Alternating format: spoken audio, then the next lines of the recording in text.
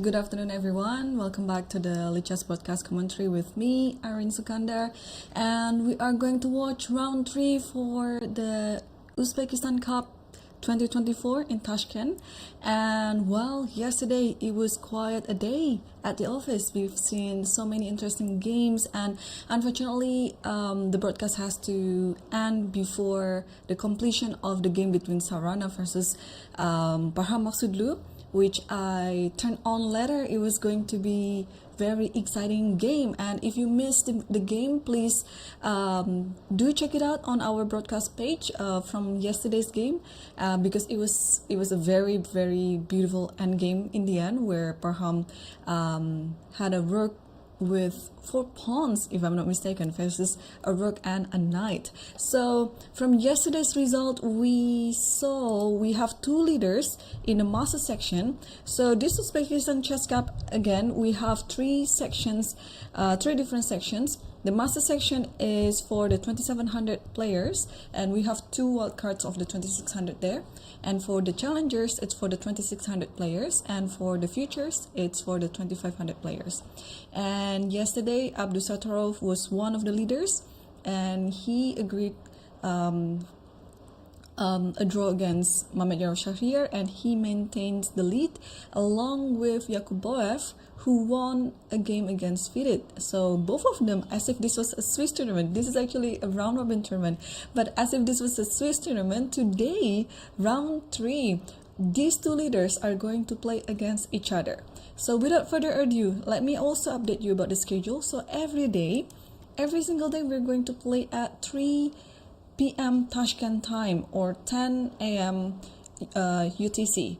And the current standings, as I mentioned earlier, we have 2 leaders, and both are Nordirbaks.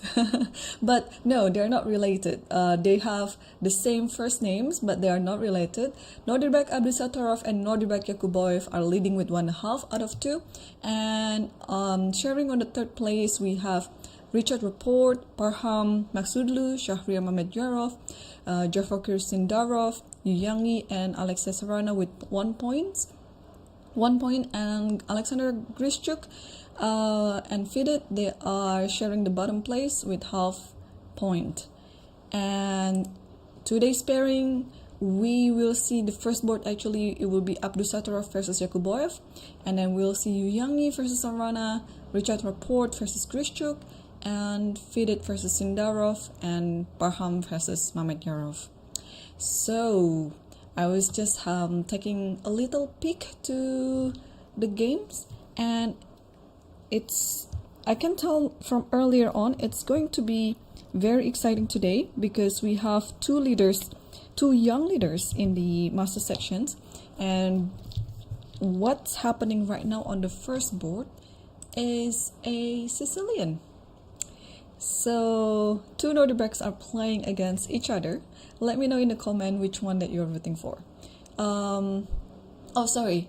The one that I saw just before was not the Nordirbaks game. It was from some other board. But here we see an equally interesting opening choice. That is the open Rulopes. So let's see it from the start. E4, E5, Knight F3, Knight C6, and Bishop B5, A6. And Bishop A4, Knight F6, castles, takes E4. So this is the sign of the open variation in the Rulopes. You're taking the pawn on E4, and D4 was played, B5, Bishop B3, D5, and D takes E5, Bishop E6, and C3. So what we're seeing right now, it's still within, well, in the theory book of the open Rulopes. And yeah, here Yakuboev have a few other options. I think he can play Knight C5 here, he can play Bishop E7, and let me see if my Master Lichess database offers some other move as well. Bishop C5 as well. I think those 3 moves are the main moves that commonly played by players. So I just see in the live feed he just played something. Oh, he chose this move, Bishop E7. It's rather calm, but of course it still offers lots of tricks. So, but well, usually if you put the bishop on here, you will not have this idea of bishop c5 and then sacrificing on f2, where we see a few games like that in the candidates, both in the open and in the women's section, where they're playing this open ruler pass, and there are so many so many twists. Like, I remember there was a game of Alireza, and also in the women's section there was a game between Lahno versus Anna Muzishuk, if I'm not mistaken. But this bishop e7, h3, so what we're going to see in this open ruler pass is kind of like a more calm variation. So yeah.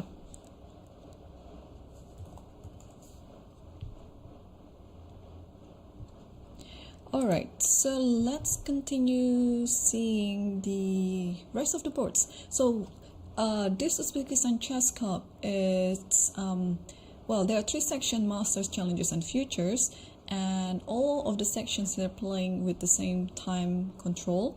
That's 90 minutes plus 30 seconds starting from move number 1, and when they complete move 40, on move 41st, they will have an additional 30 minutes until the rest of the games.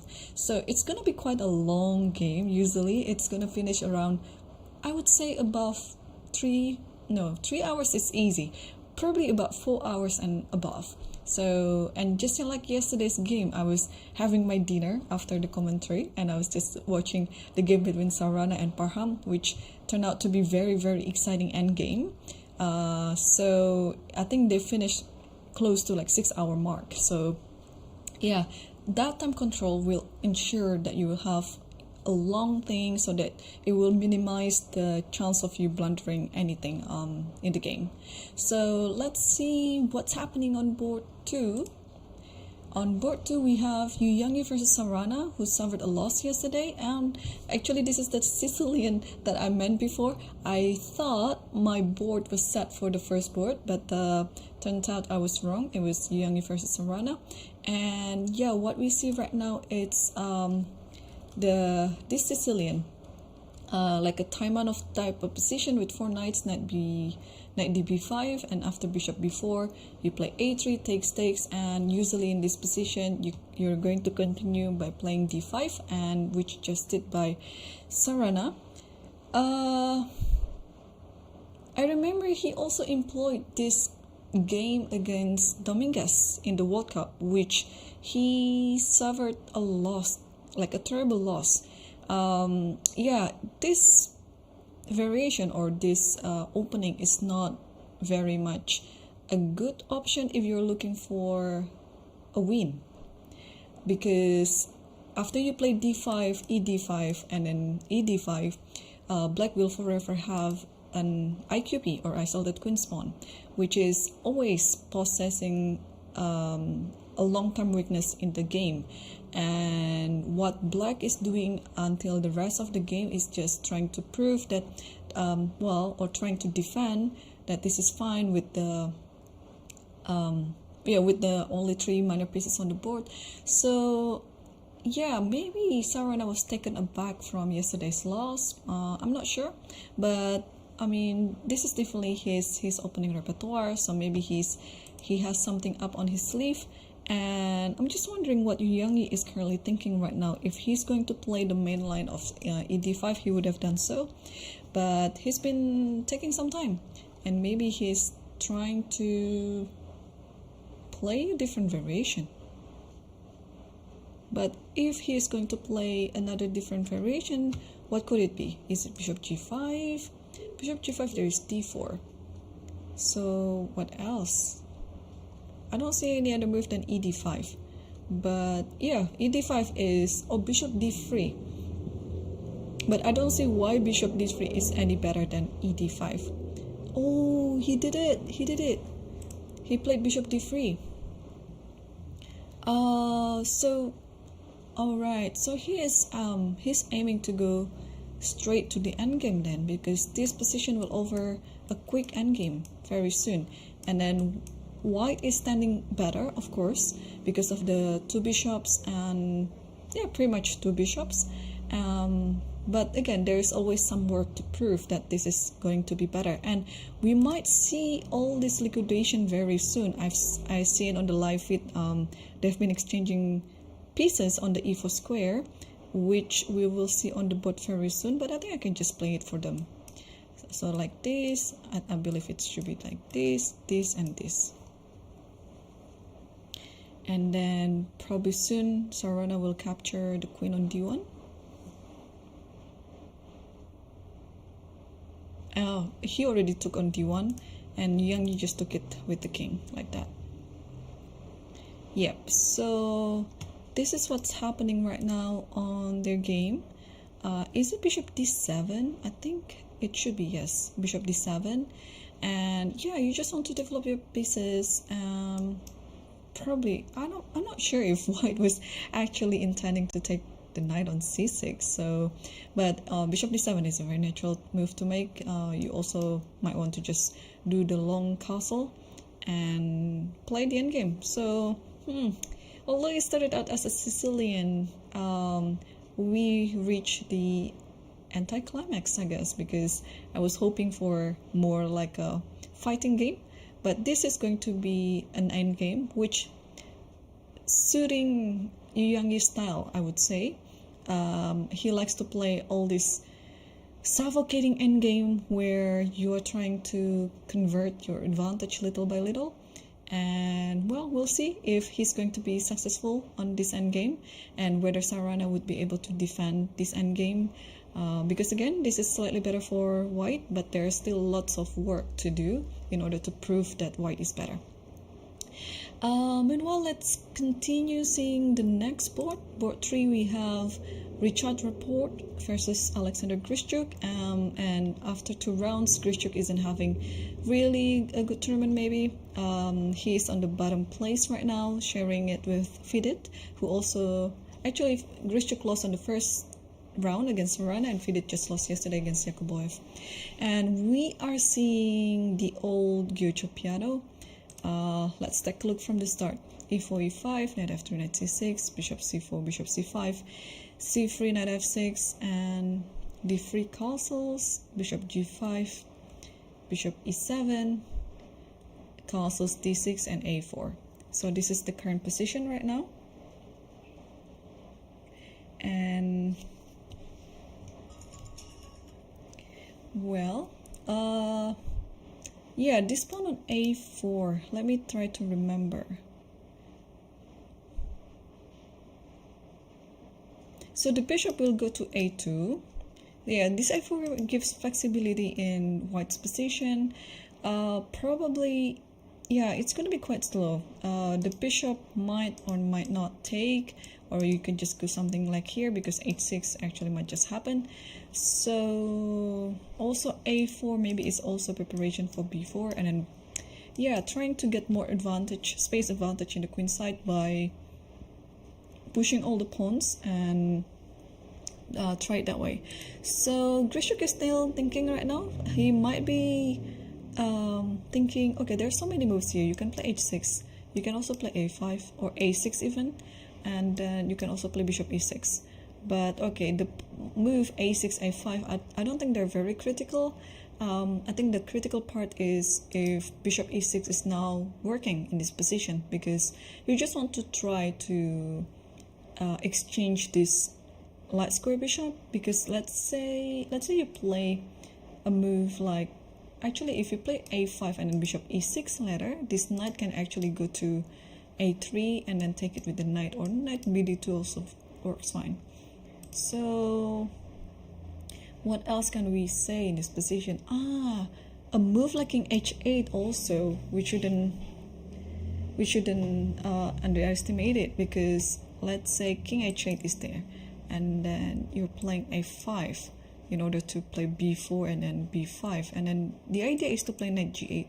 This is also a very common idea in the Gyucho piano, where you just step away with the king in order to let this pawn move to f5, and then this is how you're playing the game. So sometimes in the Gyucho piano for black, you can play in the center by trying to prepare d5, but also in certain circumstances You can also try to play f5, and this is just the way to make it. So lots of ideas, lots of initiatives that Grishuk can choose from, and I think he's just still thinking right now on which idea, which plan that he feels best for this position. And yeah, welcome to everyone who just joined us on Lichess YouTube and Twitch. And let's continue seeing the next board maybe, because well, they're still in opening phase, and usually around this time or around this moment, the players are still trying to remember or to try to recall their preparation and trying to choose which variation that they want to play. So let's see board 4 between FIDE versus Sindarov. So yesterday FIDE played a very exciting game actually against Yakuboev, but yeah, he failed to maintain the equality in the end game, and to be honest, it was quite a complicated endgame with all the major pieces still intact on the board. So he sacrificed a piece there in order to get his opponent's king out, literally in the center, with 3 major pieces for each side still on the board. It was amazing. I don't think I've ever seen something like that recently in the standard time control where the 2700s are playing. So yeah, if you also missed yesterday's games, please do check it out. So that game, Yakuboev versus FIDE and Sarana versus Maksudlu, because both are very entertaining. So let's see how the game is going here between FIDE versus Sindarov. So we are seeing Queen's Gambit decline, and now it's semi-slough.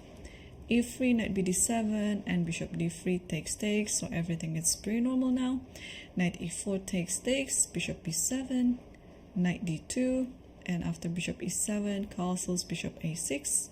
Yeah, bishop a6 is kind of peculiar, right?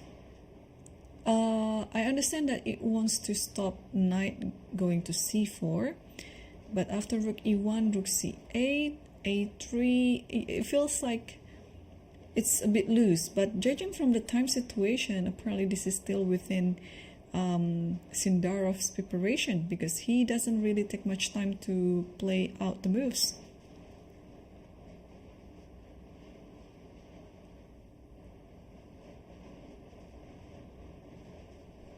So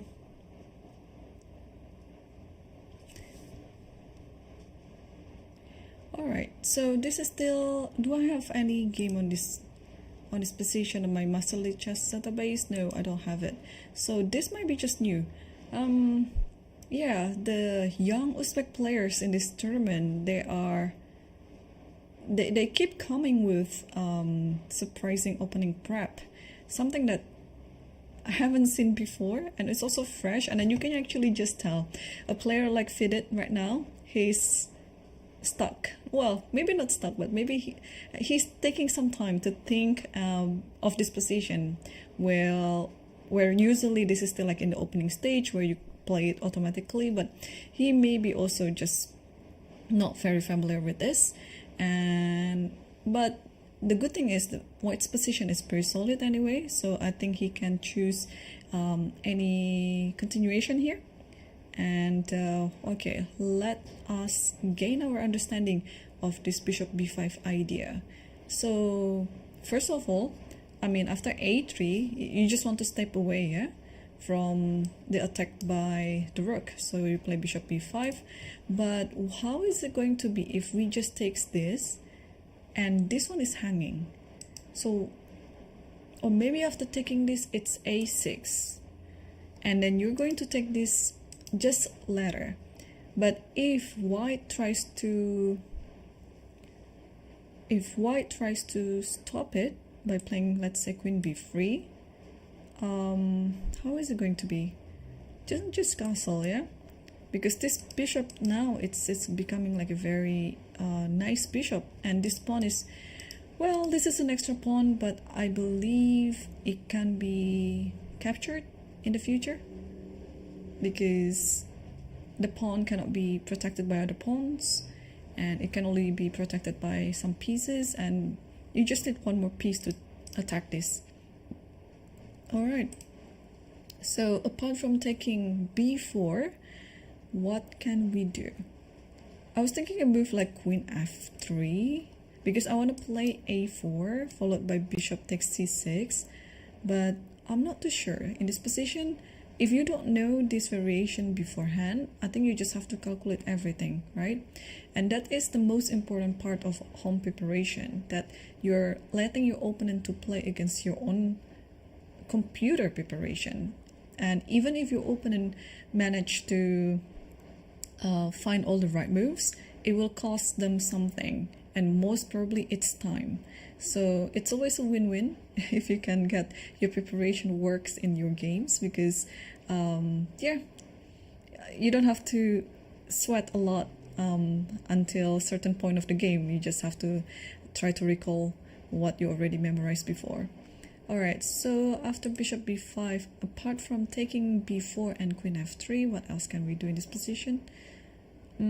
If a4, then it's just closing everything up. Bishop goes back to a6, and this pawn is now a pretty good pawn. But, well, you can still play b3 and maybe queen c2, knight c4. Things are still looking fine for white. Alright, so let's see what the computer suggested in this position. It suggested to take b4 and not a6 actually. Why not a6? Because after a6 is queen b3. I thought it's fine, but it is not. And after knight f6, bishop b1. And yeah, after knight d5, I just want to take this back. e4. So you're letting black to take it back, but at this cost, because now white has a better center and very strong two bishops as well. Okay, so instead of a6, the computer suggested to just take the pawn back with the bishop. Bishop takes b4, and after rook takes a7, it's queen b6. And it's funny how all these young players from Uzbekistan, they are just coming up with this approach where they tend to just sacrifice a pawn as black in the opening stage in order to get probably some activity compensation and to throw their opponents off of the preparation. So FIDE just did it actually. FIDE did it. AB4 is already on the board, and Sindarov took it immediately with the bishop. And now we are going to wait until whether FIDE will take the pawn on a7 or not. Because yeah, if you take a7, then queen b6 and so on, then it's still a game. It's still a game, but I like how the game will develop, because if you start it out with an pawn sacrifice, you can rest assured it's going to be exciting, because, well, a sacrifice is always a sign that you just want to play for initiatives. And I think FIDE just took on a7 and c5. Yeah, c5 was immediately played by Sindarov, so everything is still within his preparation. And yeah, let me remind you, there is a 15-minute delay in our broadcast, and so I cannot really interact with the chat, unfortunately, because even if I read the chat now real time and addressed it, you will only see my reaction or my answer like 15 minutes later. So it doesn't really work. So let's continue seeing the next board, and we can circle back to the first board after that. So Baham played an interesting game yesterday against Sarana and won. So today he played against Mamed, and what we are seeing is some sort of like a turret attack, like fiancado, this type of position, which can transpose to many things. And now what am I seeing actually? Wait, is this a well-known position or not? Because yeah, this is like still, if it is turret attack.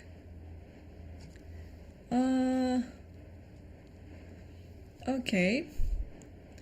It was famous in the old days, but not really now. Okay, queen b6 takes, queen takes, and e4. So in a hindsight, it looks like it is an exerted dragon Sicilian, but already exchanging the dark square bishop, and now maybe we can try to understand this from a Sicilian perspective, because I think white is not lacking anything apart from the two minor pieces getting exchanged. After e4, white maintains control over the center, and yeah, I'm a bit worried about black's king. Where does it going to castle? Or I don't think it's gonna stay in the center, because if it goes to the short side, maybe both white and black are playing some waiting game here. As in, white is waiting for black to where he's gonna castle, and then he's gonna do the opposite way in order to attack. So e4 is already on the board, and Mamed is still thinking right now. And let's circle back to the first board again, and after that I'm just gonna see if there are any interesting openings or games in the challenger section, so we can also take a look at them. And alright, so this has transpired quite nicely after bishop e7, h3, and then castle bishop c2, and f6. E takes, and bishop takes f6, and knight bd2. Okay, so what do we do in this position?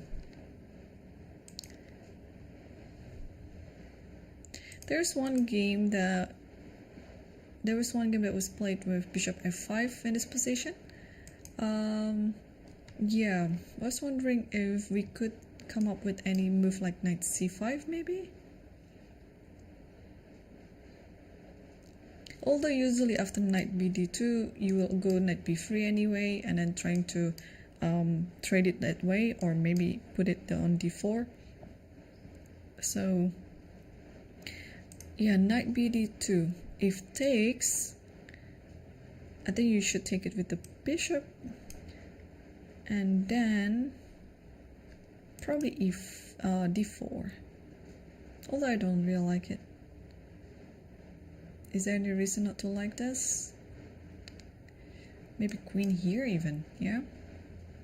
Queen here, bishop d5, yeah, this doesn't look that bad actually. Alright, what does the computer say in this position? Knight takes d2? Yeah, knight takes d2, bishop takes d2 and d4. That was the best move, okay.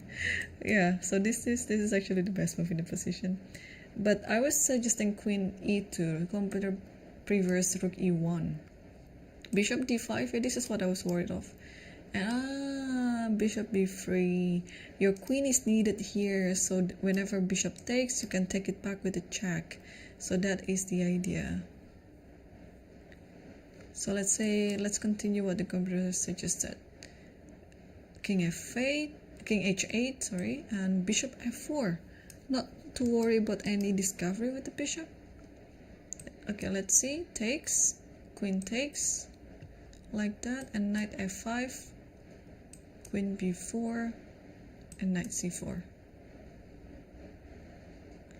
cd4, bishop takes d4. This one is hanging, but you take this one first. After this, and then bishop e3. And this is still better for white. Wow, really? This position is better for white? Because of this and rook e7 maybe. Yeah. I know it's a long stretch, but I just like to see, like, just try to gain understanding about this position and rook c7. Okay, it's slightly better for white, but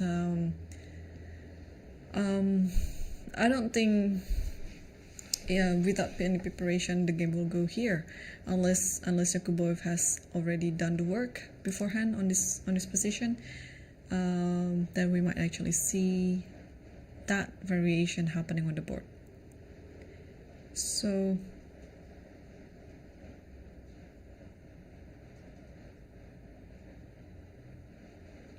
Let's see the second board, Youngi versus Sarana, and how the endgame is going with them. We see the position after bishop d7, and then f3, and long castle, and king e1. Okay, still very, very slow, yeah? It's still very slow. And what about Rapport versus Grishuk?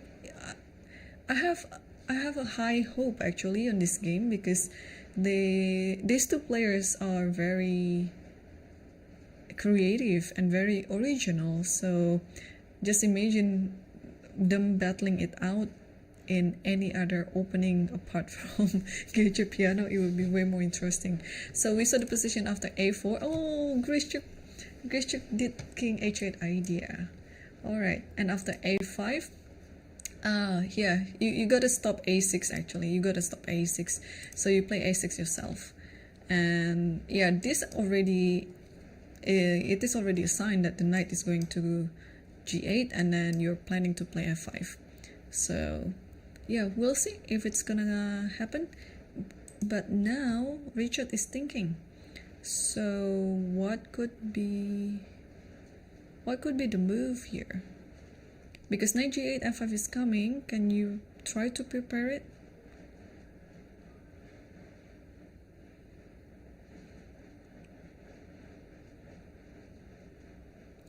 One thing though, in this position, oh, but maybe that's not really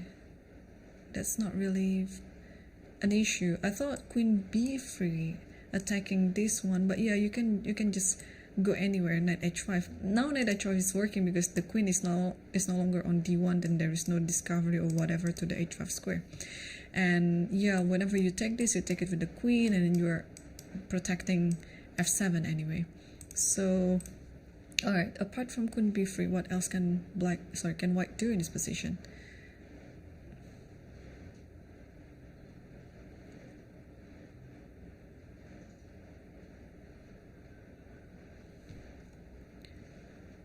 A normal move like knight bd2 of course crosses my mind, but I was thinking that maybe white needs something that's more straightforward to reply black's idea, because after this, let's say I play this, and then what to do with the bishop. If you take this, I think I'd like to take it back with the queen, and then followed by f5. Yeah, this position is how to say, a bit unpleasant for white, because white wants to keep attacking, but this idea is very serious idea that it's not very easy to deal with it. Oh wow, there is already a result on the fourth board between FIDE versus Sindarov. And after, okay, the camera has moved actually. Yeah, after c5 they agreed with a draw. Okay, so we are, yeah, I don't know who is I don't know who overed the draw, but yeah, apparently according to my board here, it's already half-half. So okay, the first result in the master section, about 30 minutes of playing. Let's see the next one then. Mamed Yarov, Baham versus Mamed Yarov. And after e4 here, knight c6, c3, c takes d4, c takes d4. To continue this position, usually, okay, a move like d6 should come naturally, but Mamed Yarov is being hesitant, so I'm suspecting something else is up in the air.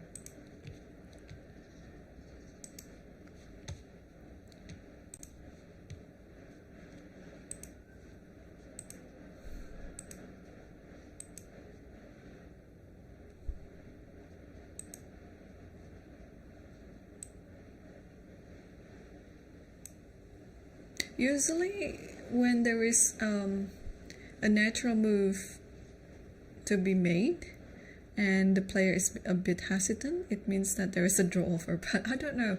This is just my wild guess. I don't think it's true, but I'm just speaking from experience.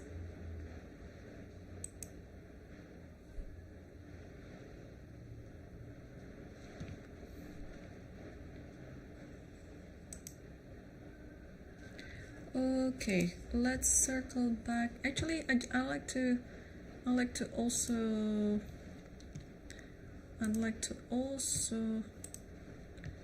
see other games from the challengers, because sometimes they're very interesting too. I mean, the challenger section is still very strong with lots of 2600 playing. Okay, so let me scan it quickly. The position in the challenger section. Yeah, I don't see anything that unusual. Everything is still pretty normal.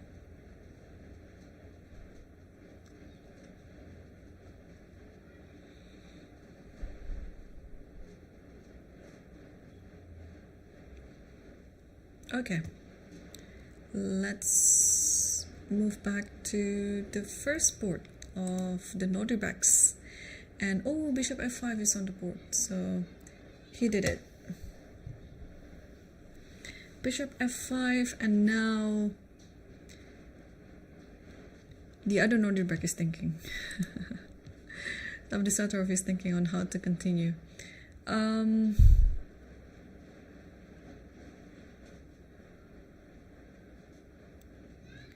Bishop b3, yeah, the thing is the pawn on d5 looks quite loose, but I don't think you can actually exploit it.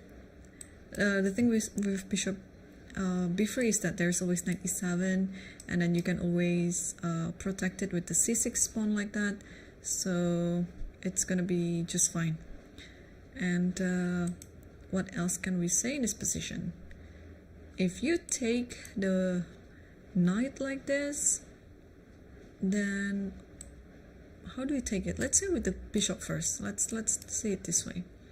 And then if you give it check, king h8, yeah, the knight is kind of awkward where to go, but maybe it should be still fine. Knight h2 maybe, but black has all the activity like knight e5, bishop e3, let's say, and then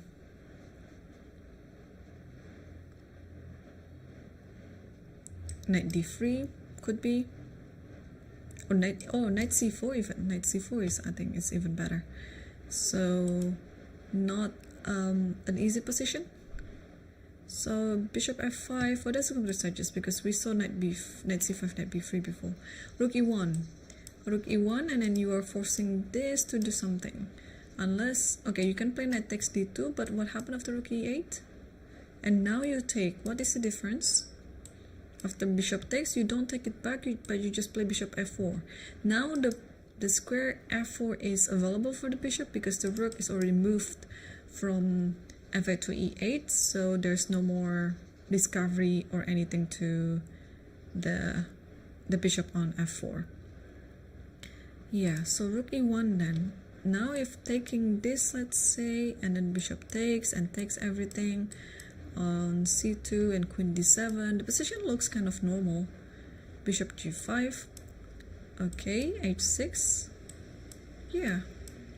The computer suggested that this is slightly better for white. I think it's because of this pawn again.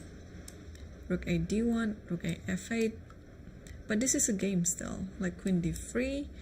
How do we do this? Rook d6, protecting d5, and should be enough, yeah. And then sometimes it's, oh, the knight is kind of stuck actually on c6, because whenever the knight moves, this knight can just jump to e5 and then be a center knight. So yeah, will Abdusattor find the move rook e1, or will he come up with something else?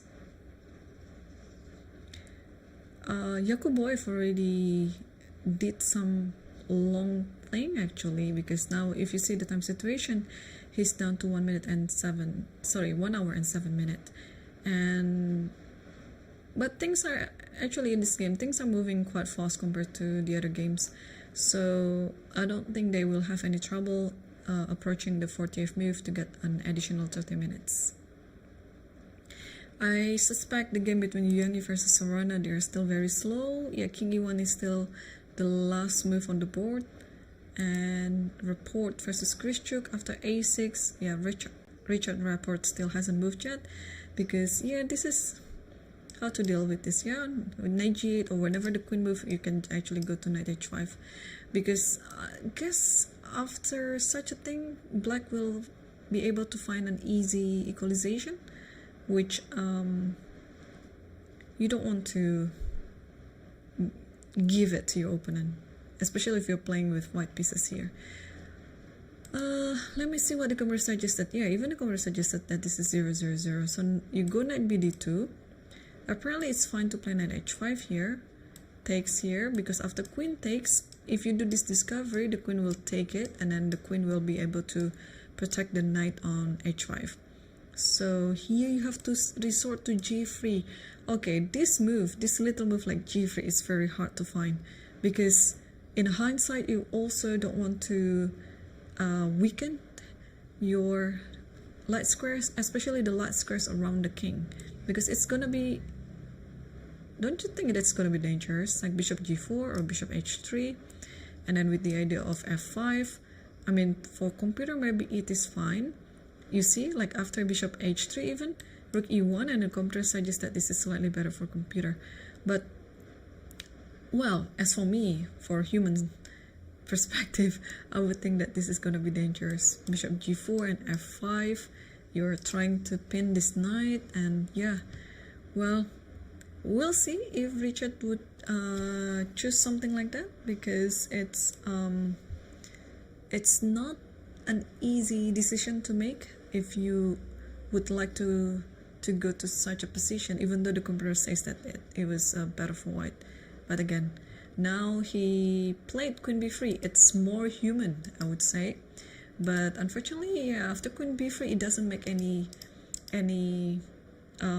real threat on the f7, because black is just in time to play knight h5, offering a trade, and also at the same time the queen will be able to protect f7. I think we've seen this position before in our analysis.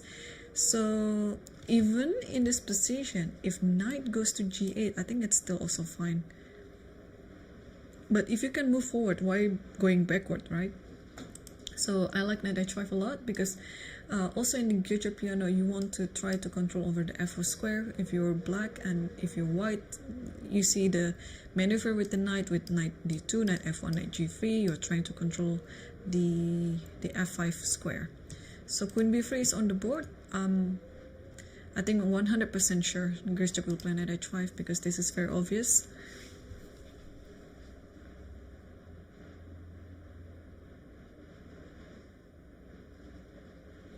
Yeah, he's still thinking though. He's still thinking, and meanwhile, let's see what's happening between Baham, Maksudlu versus Mamed. Ooh, look at this. CD4, and I thought d6 was the natural move to make, but Mamed apparently played different thing. Computer suggested both moves are fine, queen f4 and d6 were fine. You're just trying to get this pawn, and after bishop d3, now you just castle. Knight b4 was also good.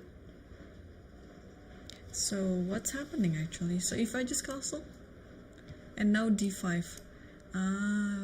If takes, then knight b4, yeah? Or even knight d4, okay. So that is the idea. And after here, you cannot play d5 immediately because of any checks, maybe, because the king is still in the center. So after bishop d3 here, knight b4, if bishop b1, trying to save the bishop, and now you play d5. Tricky. And after a3, you just take this one, yeah? So you have to do something with this attack, and you play queen d2, takes, king takes, and you're playing the endgame, a rather equal endgame actually. Okay. We'll see if it's going to happen in their game. Baham looks like he's sipping his coffee or tea. Yeah, not rushing anything in this position because, well, even though it looks quite simple, but apparently there are still many tricks on this position, especially for black, because yeah, I thought Queen F4 was just a move, but I just didn't realize that there was this idea with d5 and with knight b4, and then this is how black is trying to equalize the position, because currently it is slightly better for white. Okay, and let me quickly scan the other position. Yeah, if you could let me know where you are watching from. I'd like to see if we have I visited about 70 countries, so if your country is in my list, then I can tell something about it or about my visit. Still no move yet on the other games, I guess.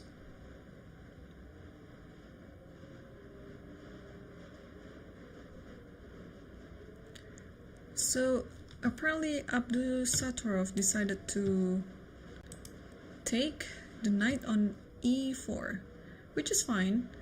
After bishop f5, the computer side just said rook e1, but he just took the knight on e4, and after bishop takes e4, now you actually have to play rook e1. I'm a bit worried of this actually, but apparently there is nothing to worry about. I mean, it looks like,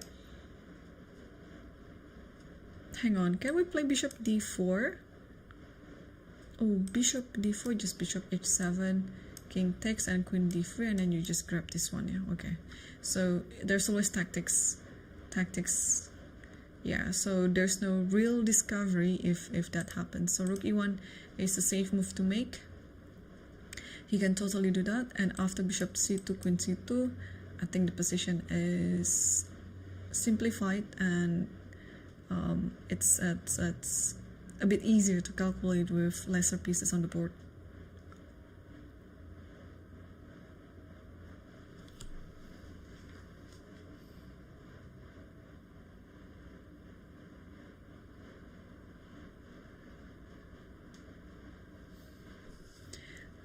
Okay, so bishop e4 here is still the last position on the board, and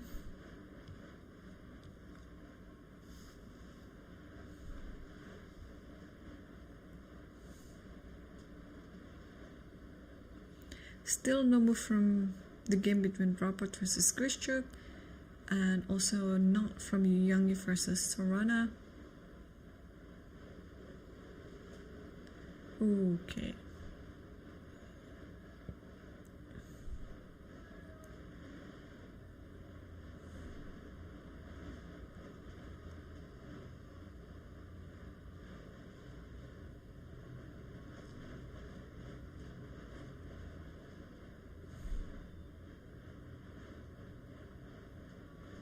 Yeah, there's one game in the challenger section. It's between Fokidov Shamshidin versus Romanov, which looks quite interesting because I always like attacking position or attacking games. So let's quickly take a look what's happening on their game, because in the current position it is like this. So is it French? Yeah, it is French. So e4, e5, e4, e6, d4, d5, and then this is the advanced variation. And knight f3, bishop d7, bishop e2, knight e7, castle, cd4, cd4, and knight f5, knight c3, a6, king h1, rook c8, a3, bishop e7. So far it's still pretty normal until this moment, g4. I mean, even though it looks like it is a little bit unusual, but I think it's still within the theory. So knight h4 takes, and f4. And since this bishop is about to get cage, so you move it back to e7, rook f3, queen b6, bishop e3, and knight f5. So yeah, the strategy here could be that White is already preparing everything in the king side to attack the king should the black king castle, but black will take his time.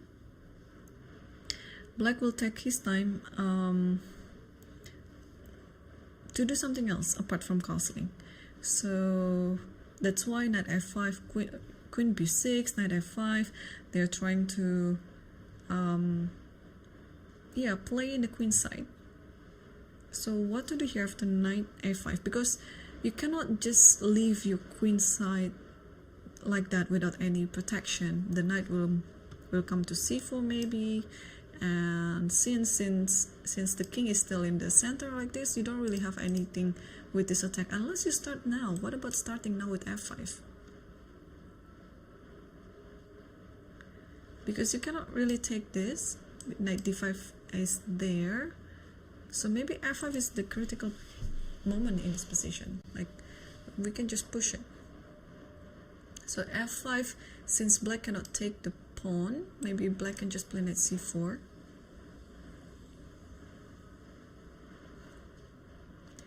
Knight c4, or also, yeah.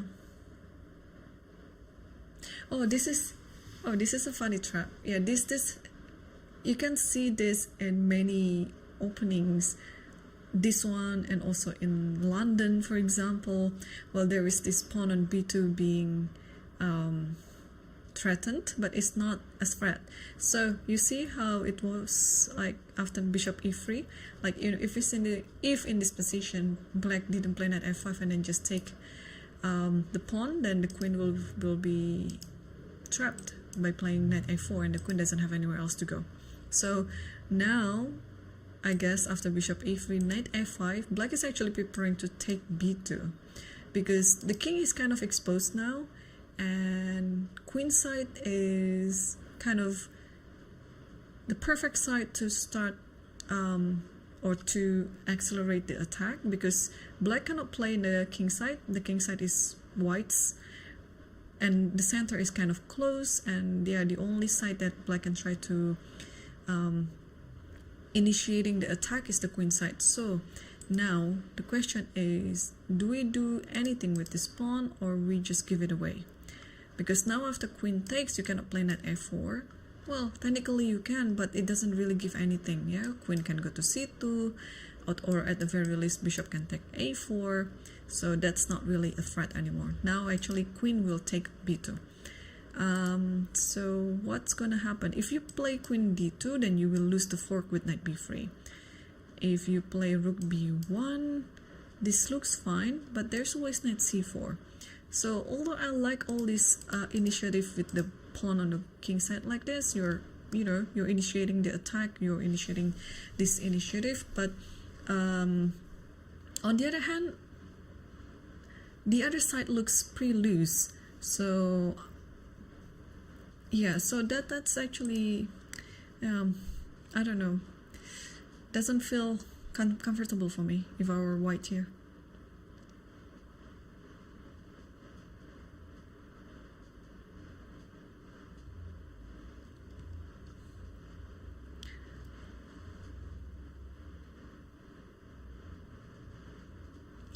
Yeah, we don't have the live feed for this one, but we can always come back to this game. Well, I'm going to update ourselves one circle around to the master section, and oops, what's happening? I have no idea. I will fix the camera soon. Actually, it's not up to me who's fixing it. It's up to the organizer. Yeah, I'm just getting the footage. From the live feed, it appears that Abdusattorov just moved something. What could it be? Is it rook e1? We will have the move very soon on the board. Oh yeah, he played rook e1. Okay, that's a very good choice. Now Yakuboev is faced with options to take the bishop, to take the knight. If I were him, I would take the bishop for sure. But Yeah, because this bishop is always like a very dangerous bishop in the future if you don't eliminate it on the board.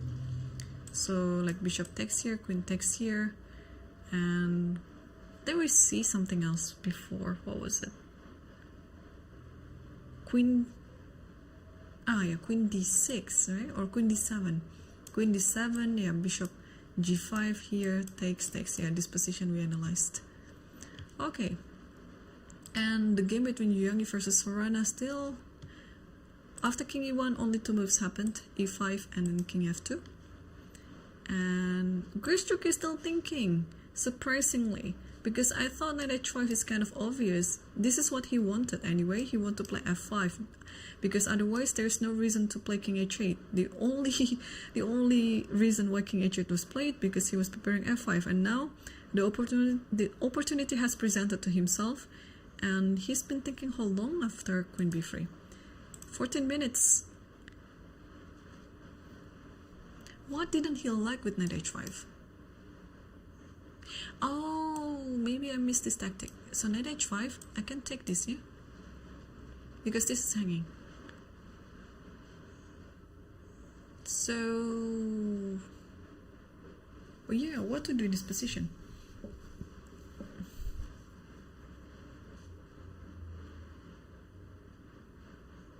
Oh yeah, I missed this. I mean, now I understand why Grishuk is a bit hesitant, because we have to figure this out. Like after bishop takes,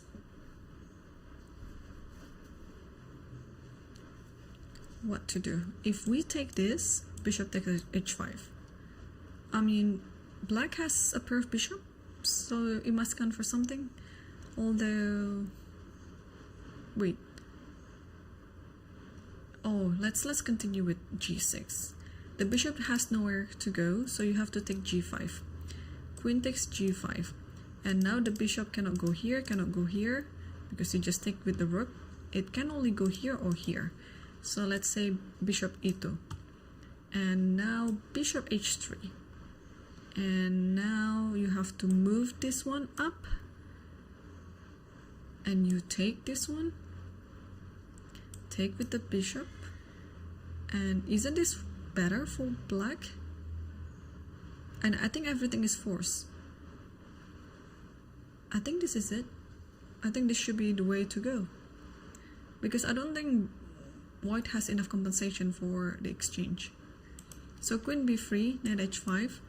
If white just takes the bishop like that, then it's just a normal position, yeah? Takes, and then soon black will be able to push f5. But if after knight h5, white plays some tactical move like this, we can continue with this. If you take this, takes this, then queen is protecting the knight, so you have to take the knight now. And after g6, now the bishop cannot have a square to go, so you have to take this one, its only move. Takes this, again, this bishop has e2 or d1. Probably, okay, we saw e2. I just want to see what's the difference with e1.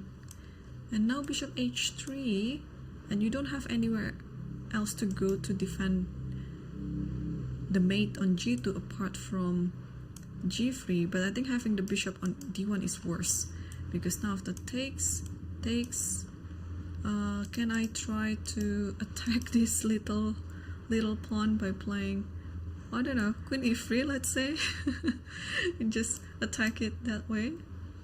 I mean, even if I don't attack it, this position is better for black anyway. So yeah, so I don't think bishop f7 works here. After queen b3, just knight h5 should be fine. But again, I'm trying to understand Grishuk's perspective, why he is taking his time. So there should be something that he doesn't like, or maybe he's thinking of some other variation or alternative that he thinks it's a better approach.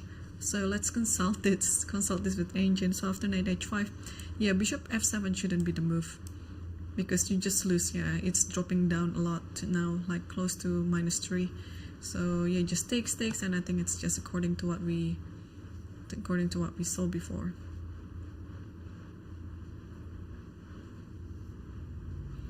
Okay, so but he still hasn't moved yet, and meanwhile the game between Baham versus Mamed. Okay, so the queen's already traded. So after queen f4 here, Baham chose to play bishop d3, protecting the pawn on e4, and castle, queen d2, takes d2, king takes d2, and d5. And here rook h c1 and rook d8 and takes d5. Alright, now white will have an IQP, but at the same time it is a challenging position if you take rook d5 like this, because you'll have to be ready with bishop e4. And okay, this all is attacking the knight, and maybe you have to come to d6 like this, and maybe it's just a time for the king to move up and protecting the pawn on d4.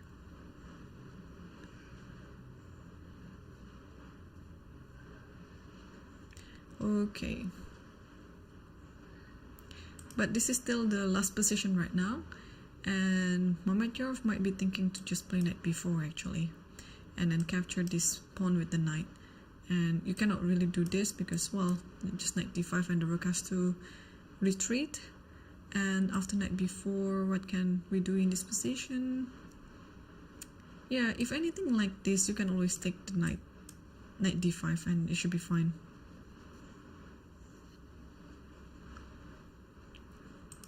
Okay, so yeah, knight b4 might be just a move actually. Yeah, and he just did it. He did it. Knight b4 is already on the board.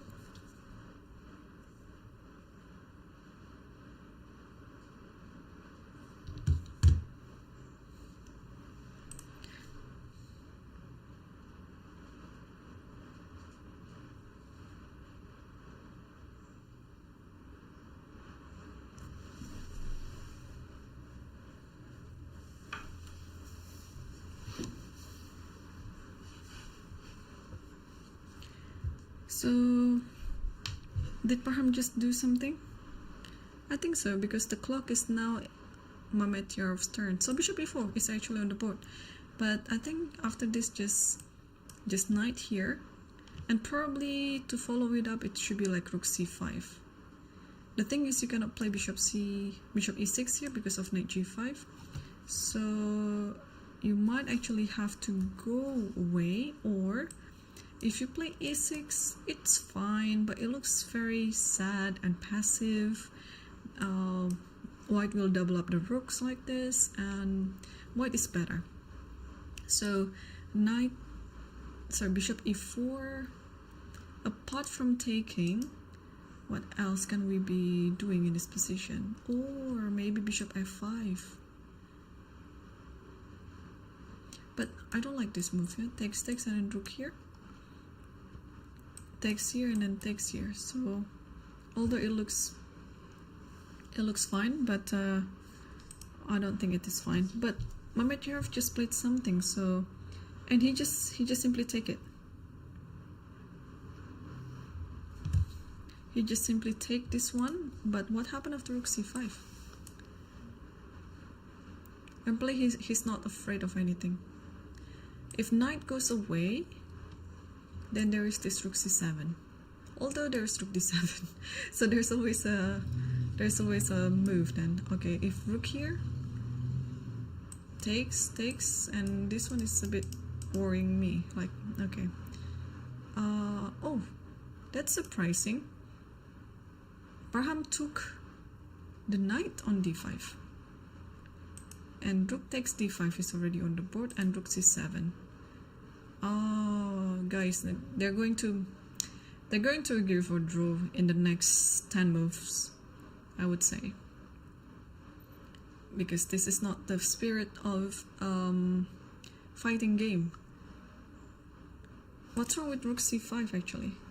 Let's see the engine. Oh, I was wrong. Okay, I was wrong. So rook c5, there is knight f6. And then bishop goes here attacking this. So it's all 0-0-0 evaluation after all anyway. So and Baham just didn't want to risk it, and then after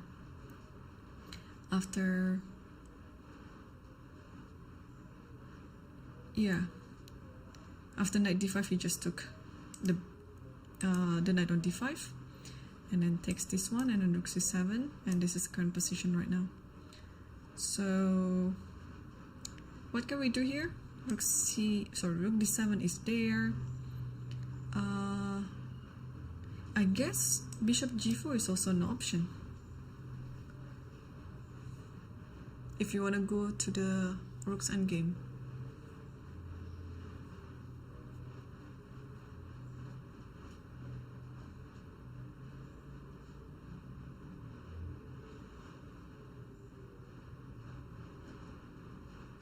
Oh yeah, bishop g4 is already on the board now, so this might be a well-known drawing moves then. So king e3, and now maybe it's just the time to put the rook on d7, because after rook d7, let's say rook double up like this, we can also double it up like that. And oh, but after this, okay, you have to take it with the bishop then, because otherwise knight e5. Okay, king e3.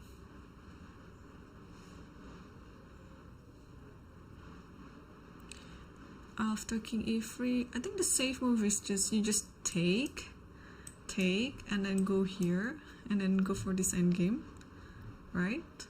Let's say you takes, and then if you take everything like this, I mean, the activity of these rooks should compensate the pawn that we lost. And yeah, in the rook's endgame, activity is very important. So along the way, we can actually grab a pawn or two and make it equal again. So he did it. So bishop f3 is already on the board, and he took with the king. He didn't just want to risk everything.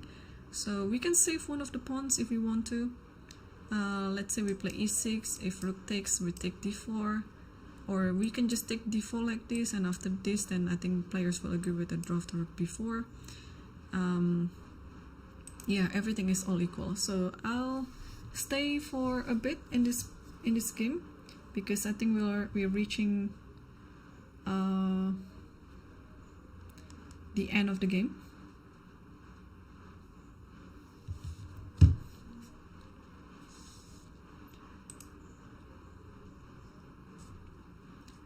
And okay, let's quickly go back to the first board. Just want to see what happened in their game between the Nordirbacks. And after rook e1, okay, Yakuboev took on c2, Sarov took on c2, and d4. So this is happening right now.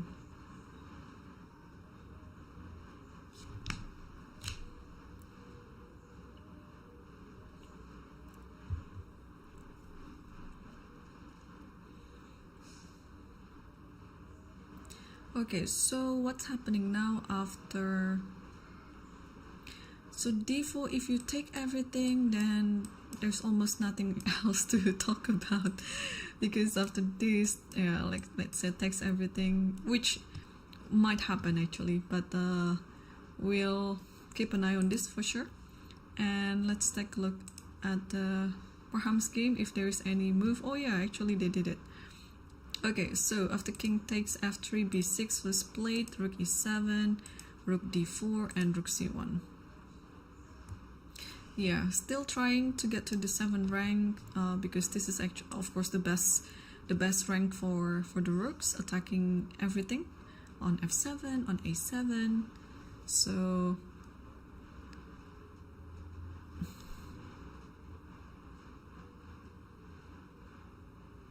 although you can always go to rook d6 like this actually, and if after this you give a check first, it doesn't matter where the king goes. Let's say king goes to e3, and then now you can just push this one. Yeah, the rook on f6 is protecting everything, and now you just need this rook to be active. Maybe rook d8 later, and then yeah, just get out from the back rank, because the rook on f6 is protecting everything. But Mamed is still thinking. At least we found one idea to put everything into safety. Let me check if we can have another idea.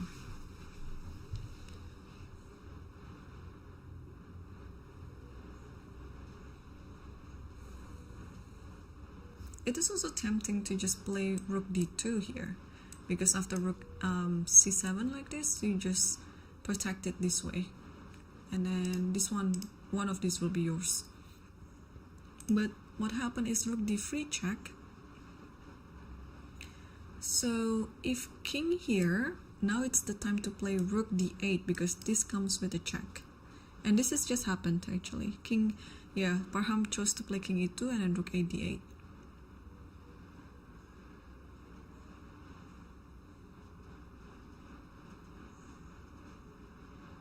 I suspect, there's a 30 move draw rule, I guess. So that's why because I would think that they would just agree for a draw, but apparently there's a 30 move draw rule, and they cannot just agree for a draw.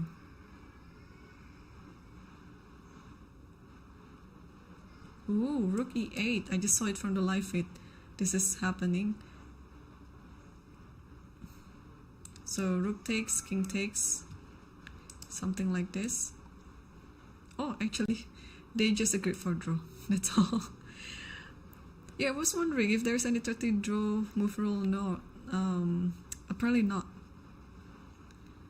Yeah, of course it's not, because oh my gosh, why did I forget? The fourth board already finished between FIDE versus Sindarov, and they draw on move 16. And here we have another draw on board 5 between Baham versus Mamed. And I suspect the first board is okay. It's still quite rich in initiatives actually. It might be a bit too soon to call it that this is a draw, because anything can still happen. While on this game it's still going to quite a grind.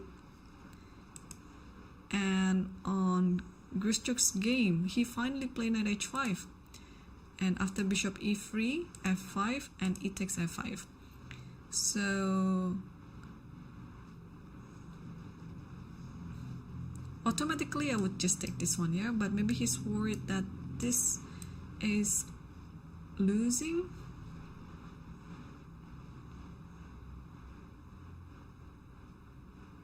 Because after this, then there's bishop d5. So it's a bit unpleasant. Wait, so after this queen b7, can we move anywhere with the knight?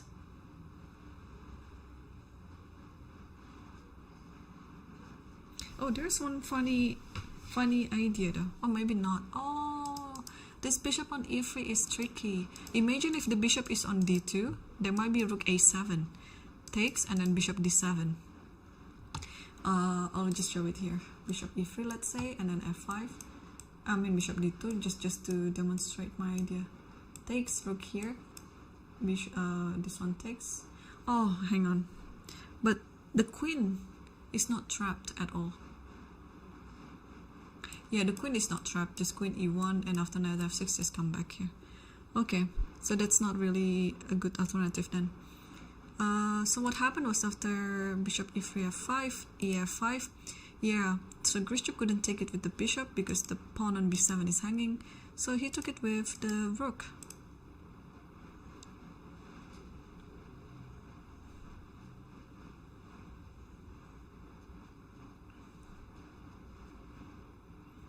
I think it's still pretty good, although what could be the continuation here? This bishop can potentially be dangerous in the future, so I wouldn't mind trading it like this.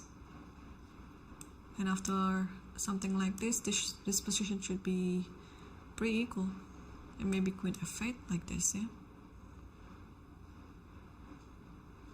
And knight d2, yeah, protecting everything. And this rook will come to a4, yeah. Yeah, it's still a game. It's still a game.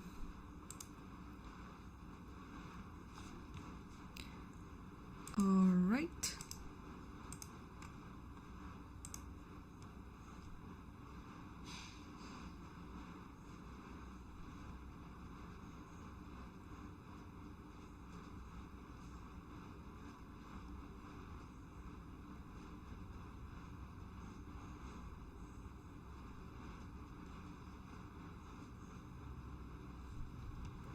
Alright, I think it's time for me to take my first break. So yeah, don't go anywhere. We still have 3 games in the master sections that are still going on. So I'll be back in a few minutes and stay tuned.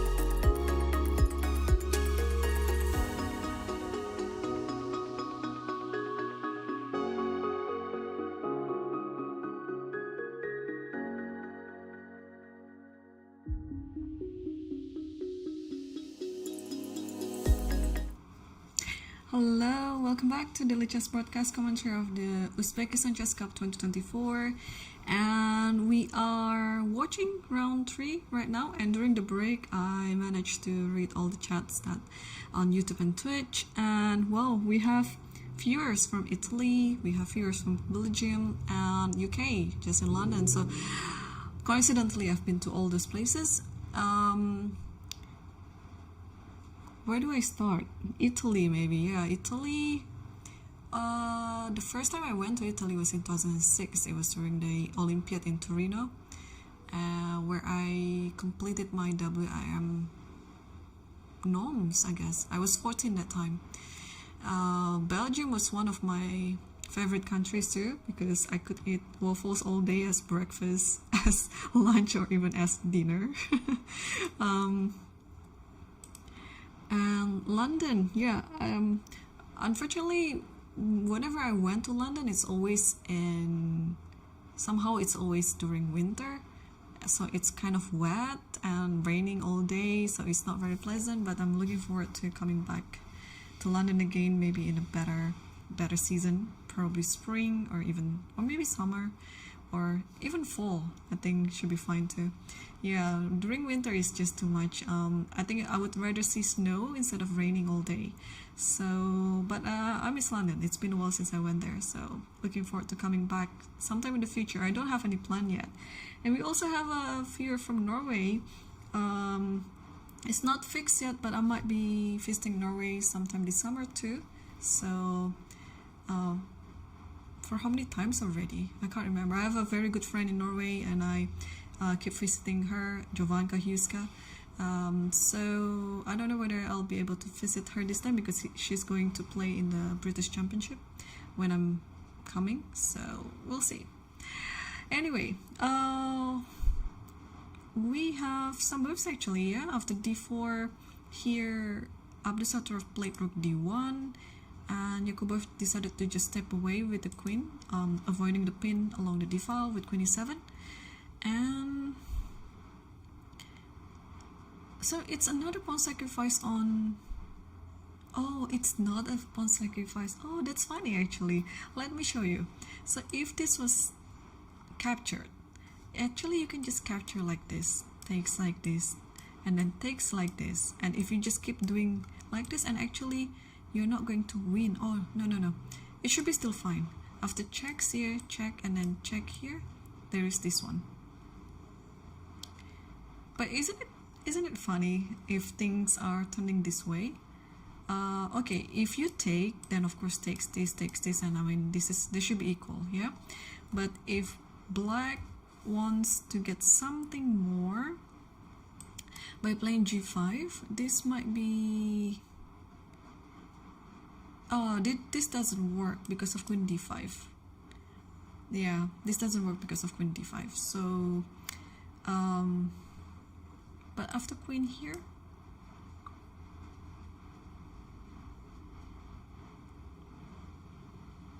I have to be precise. I'm sure there's something. g5 looks tempting to play, but I'm sure white has something in this position.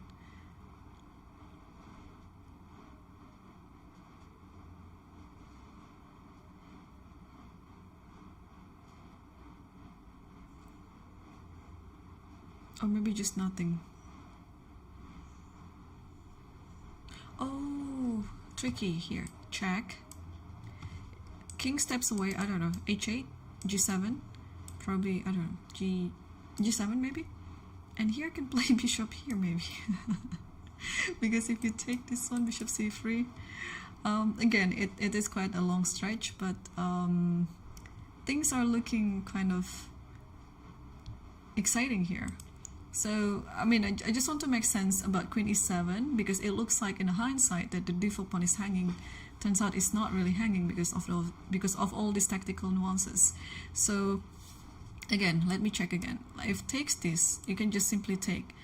And it's actually even worse if you take it with the rook like this, because it's not going to help the white's position at all, thanks to this check and then queen e5, right? So if you want to do that, you have to take it with the knight, and after takes, and we have this, and then check here. If you do anything else, the queen will take d4, and this is just lost. So rook here, and if you just take stakes simply on f4, it's all gonna be just equal. So if you're being a bit more ambitious by playing g5, then what should I do? I guess even this position is fine.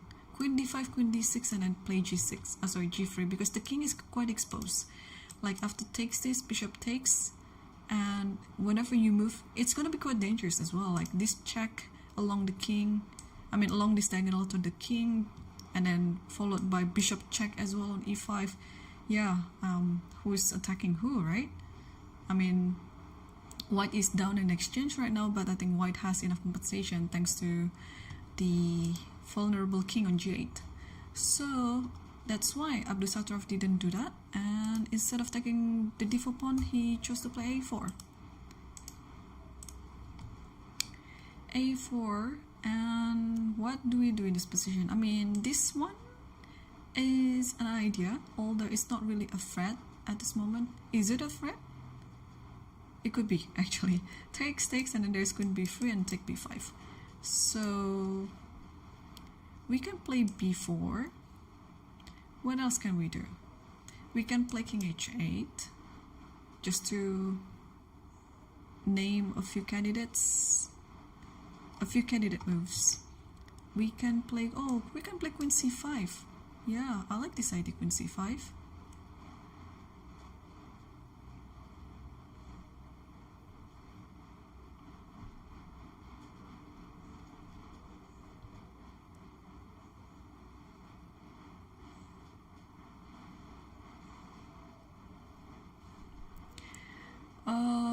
But Yakubov is still thinking. They have similar time situation.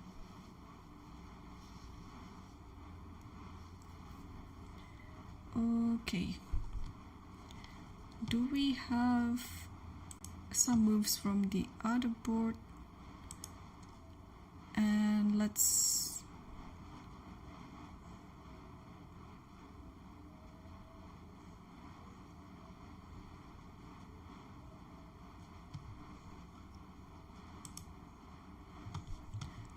take a look at Young's game. Can I make it here? Okay, that's good. So the game went with after e5, king f2, knight d4, bishop e3, bishop f5, and takes the knight.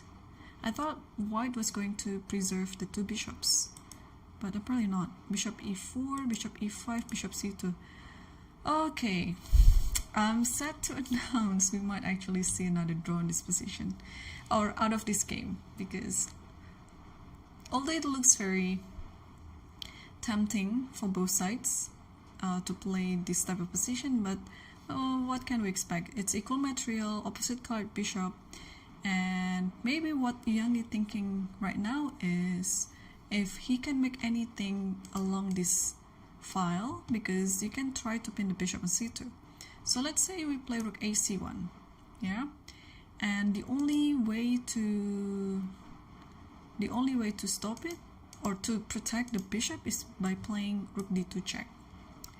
And if the king goes somewhere like here, it's actually a perfect time to just grab the pawn, because it doesn't have any other.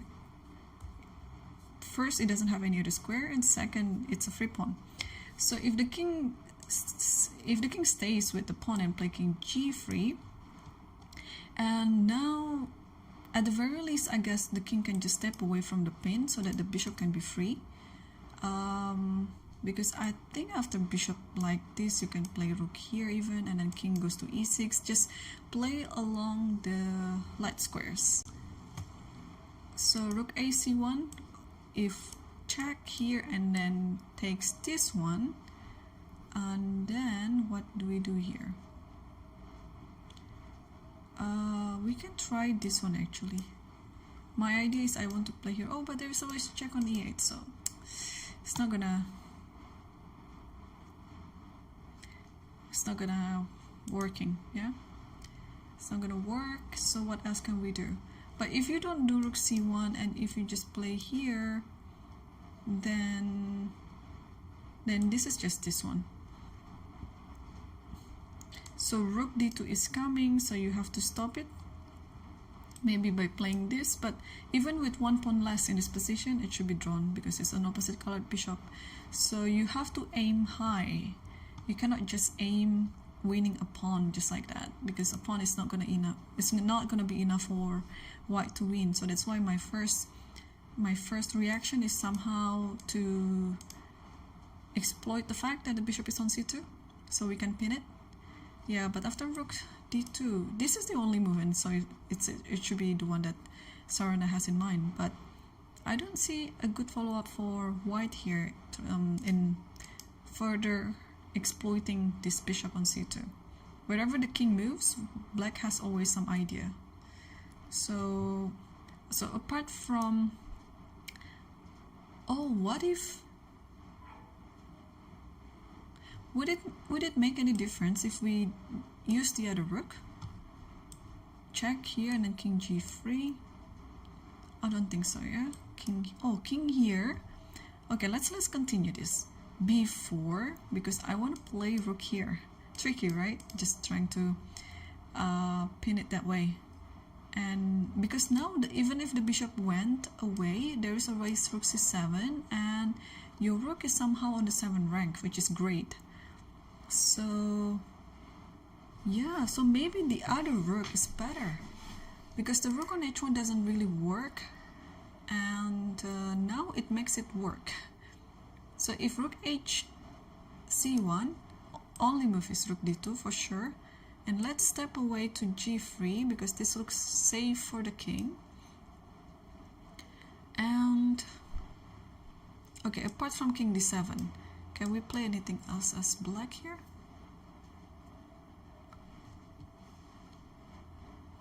One idea is to play rook e8. You cannot take this because of rook g8. If bishop c3, then the rook can go here.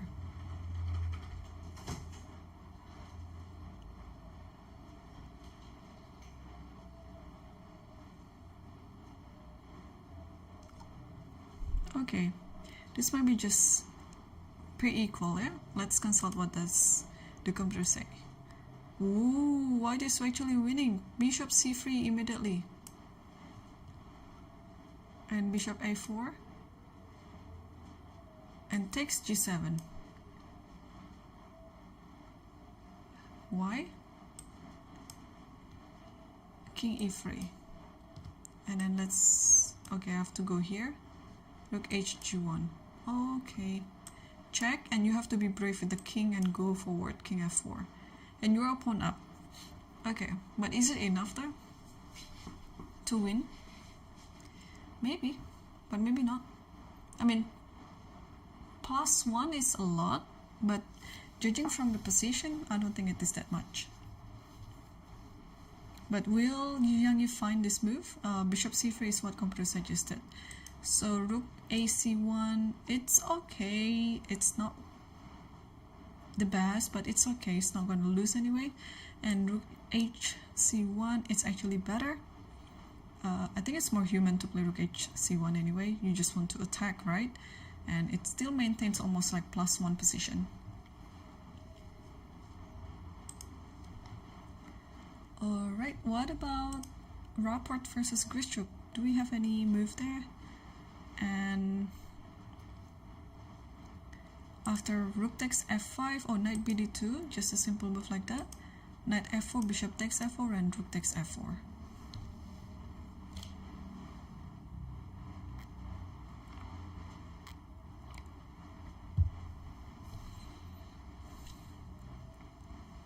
Okay, so what do we know out of this position?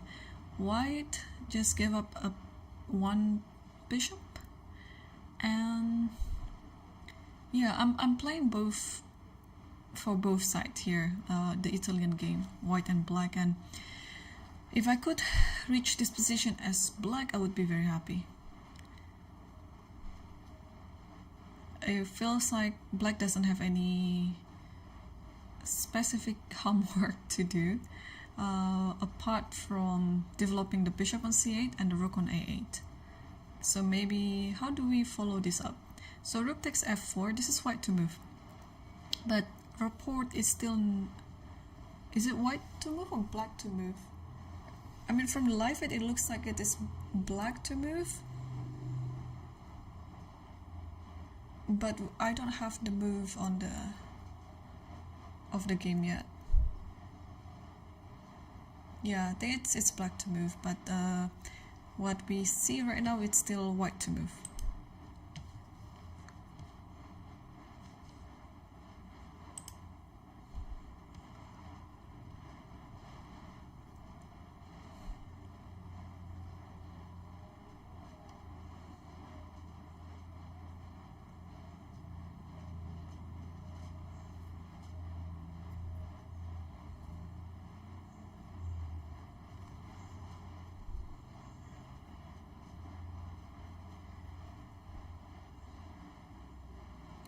Yeah, I'm just trying to check if we have interesting positions from other sections as well.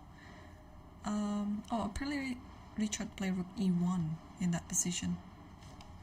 Okay, let's come back. Rook e1 is on the board. So how do we continue this one? I would really like to get this bishop out, but b7 is something that I have to think about. So, and the thing is, the knight on f3 is very well protected. So if I just step away with bishop g4, I don't think it matters, and queen can just take b7. But on the other hand, is it the time to waste a tempo by playing rook b8 so that the bishop can go? Normally I wouldn't do that. Normally I would just give this pawn up and then try to get this pawn back in return. But yeah, Grishuk is still thinking right now. And also, I think a move like queen f8 also it's working. Because now white doesn't have a dark square bishop.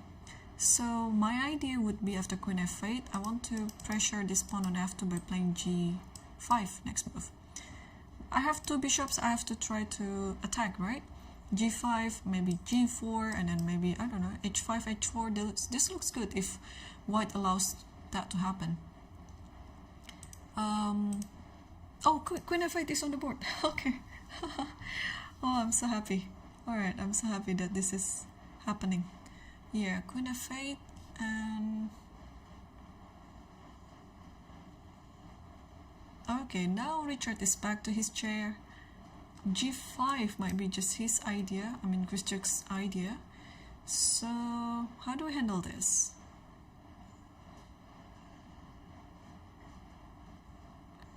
Yeah, the knight is actually fine here because it stops this rook from doing anything, because then this knight will just take on a5.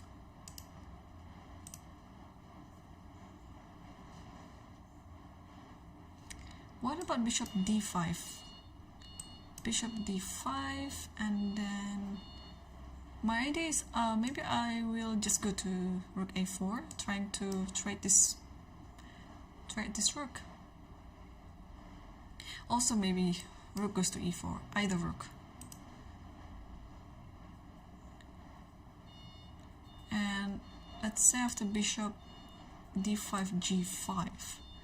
So g4 is coming. But yeah, this is my idea, just to play here. If g4 comes... Oops, actually, where does my knight go? Ooh, my knight is lost. Okay, so bishop d5, g5, maybe this one then. So whenever there is this one, at least I have this one. But I can take this one first. And after queen takes, then knight... no, it doesn't work out as well, because the knight on d2 is hanging. Okay, so bishop d5 is a bad move.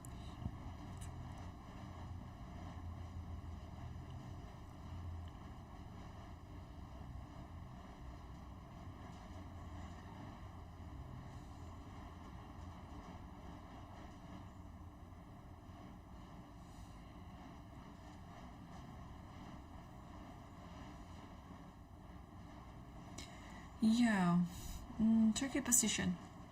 How do we handle the g5 threat?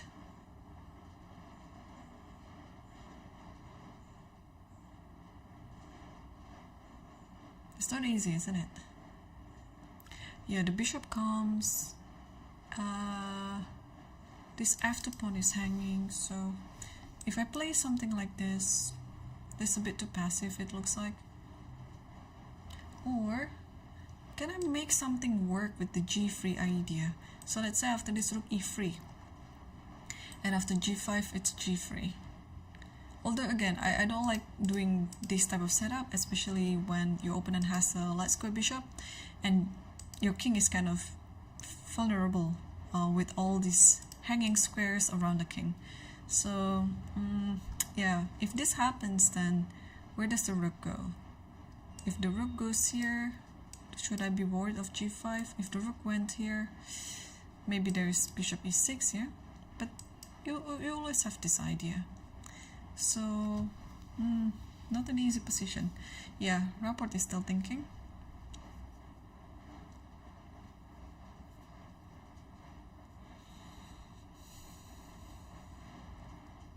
And apparently on the second board, Yu Yangi is still thinking on how to proceed in that position. Yakuboev already played the move, apparently. What did he do? So after a4, he just decided to take c3.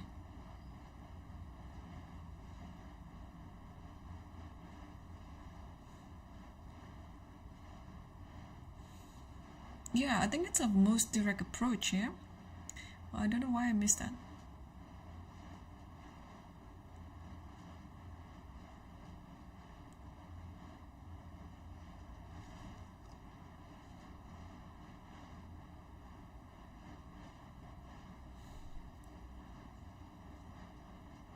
Okay, and Yu Yangi, ooh, yeah, Yu Yangi played, wait, we have an exchange, hang on, we have an exchange position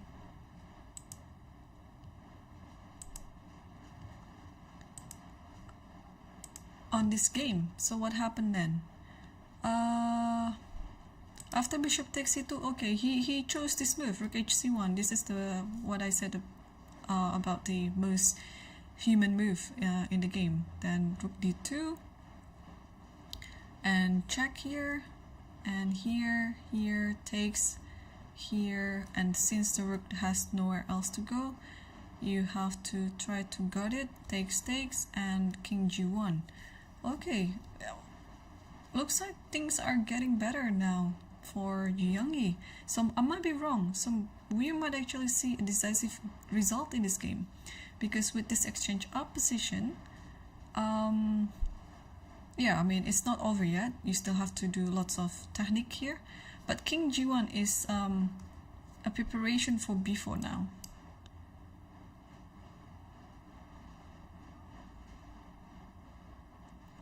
So if you don't do anything in this position, I think king has to move anyway. King has to move either d8 or here, or even here actually, because let's say I move something like this. I don't know, like pawn move maybe, like this. And after b4, rook a2 is coming. And let's say you step away like this and rook a2, and then you have to go here. But in this type of endgame where you are in exchange down, you shouldn't trade the rooks. You should keep the rooks on the board. So because when you are coming down to this position, when there is only one rook versus a bishop, it's just easier for white to win the game. So you have to keep your rook on the board, because the bishop will be the defending piece, while your rook is going to go around and then try to attack anything that is possible. So king g1 here, I would suspect Serrano to play the king anyway. I don't know yet where the king will go, to d7, to d8, or to b8. Because let's say I go here and then you play b4, and now to protect this square so that there is no trade along the d1 square, I can play bishop a4. And maybe this position is still holdable. So what else? King d7. What else can we say in this position?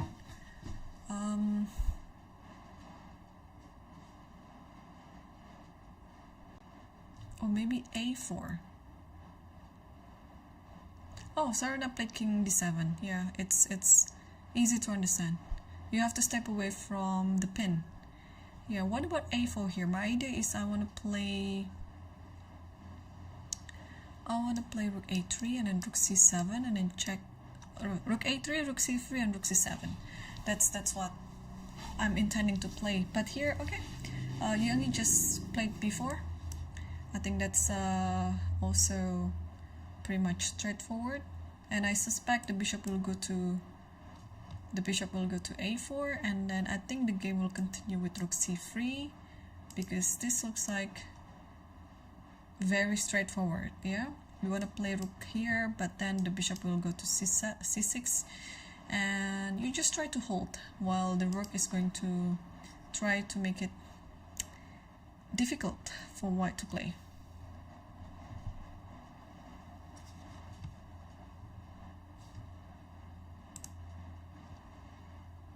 Meanwhile, on the third board, still no move yet from Rapport.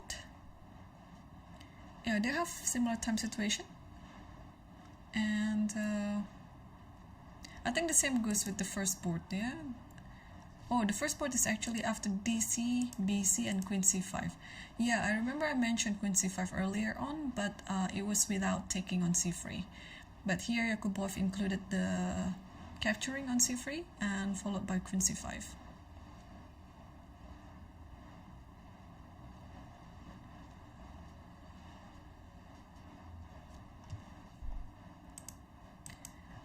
Let me quickly check who is older out of these two Nordirbecks. So Yakuboev was born in 2002 and Abdusattorov was born in 2004. So they're okay. Abdusattorov is 2 years younger.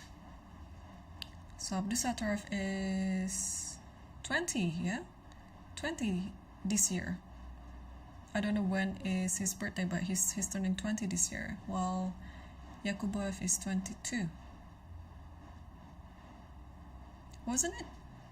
Oh yeah. I think he was the youngest. Maybe not. I was mistaken. But he might be actually the youngest world rapid champion, where he won it in Poland. 2000 and what year was that? It was during pandemic. I think it was the Christmas of 2021. Yeah, the Christmas of 2021. I think he won it. Yeah, so it was like 3 years ago when he was still 17 years old, and he defeated a bunch of world-class players, including Magnus Carlsen himself. So yeah, all right. And what about from the other section? Let me quickly take a look if we have interesting position from the other section.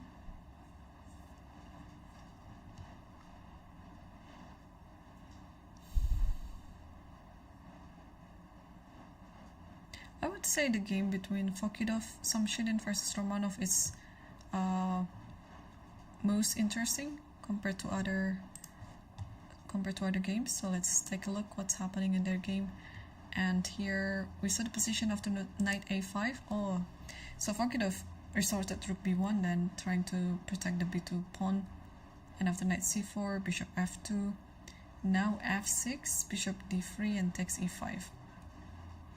Takes e5, king d8, and rook f7. So it looks like white is attacking, especially on the 7th rank. But I don't think black cares at all about losing the pawn on g7. So if I were black in this position, okay, first of all, the reason why I don't really care about this is because after rook takes g7, there's always knight takes e5. The bishop on f2 is hanging. Second is probably now it's the time to play rook f8 actually. Play rook f8 because you are forcing this to happen. Takes, and yeah, I think it's looking good.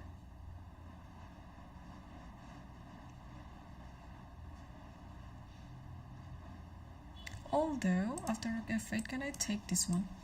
Takes, and then bishop h4, and the king has to go here, maybe?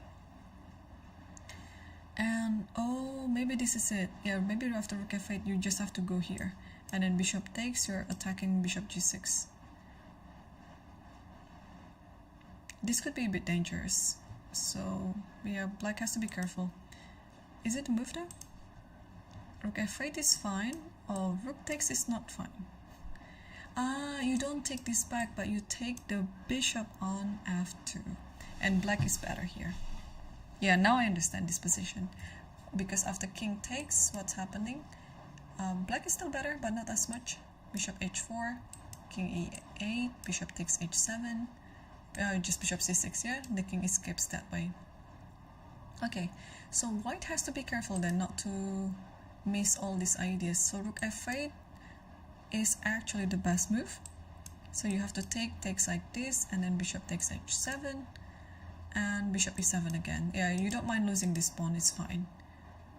I think your intention is just you want to go king c7, rook h8, and that's pretty much it. And just attack. Because losing a pawn or two in this type of position, it's insignificant. Unless the pawn is h2, of course.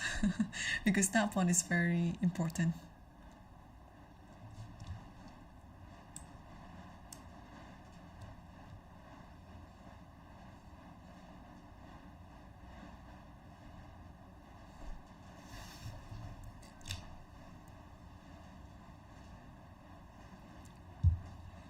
And I think Rapport hasn't moved yet after queen f8. Oh, he has actually.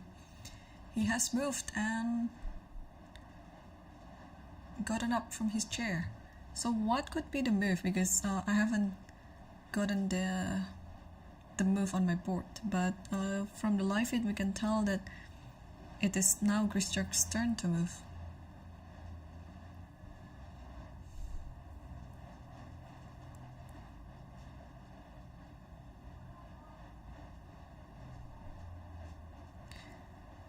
Okay, the governor suggested rook e4 right away, yeah, because this rook on f4 is pretty dangerous. You have to try to trade it up as soon as you can before it can be even more dangerous than it was.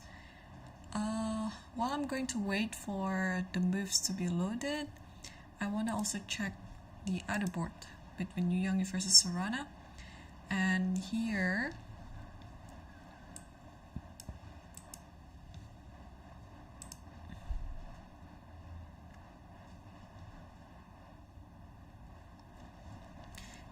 and here we saw the position after b4 and bishop a4, and then rook c3. So yeah, it's pretty much what we already discussed before. Eventually this rook might go here, and I guess it would be depending where this bishop goes, yeah. Probably bishop c6 is a good move here. But maybe in this position you just play rook e1, and then you try it from the other side, like this.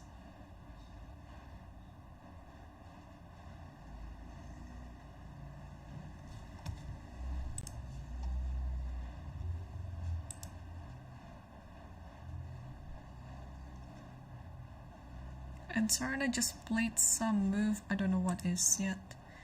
What did he do? Oh, he played bishop c6. Okay, so we are actually looking at the right position right now, and then just waiting for Yu Yangyi to return back to his chair and make a move.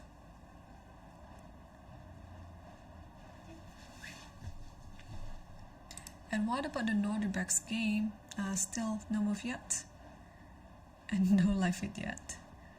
Okay, let's come back to Yu Yangyi versus Sarana then, because this thing, out of the matches that we see today, it's gonna be quite decisive. It looks it's gonna be quite decisive because exchange up is something.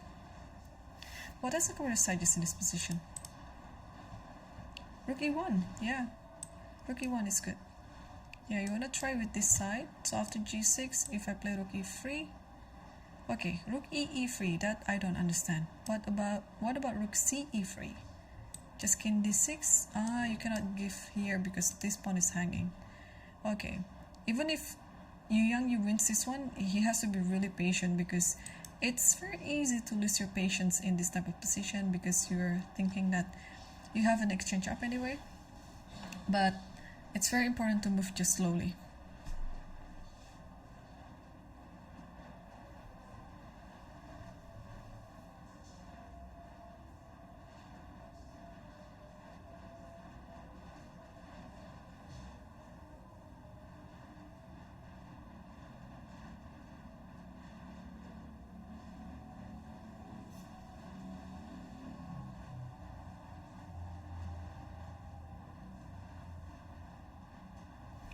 Okay, yeah.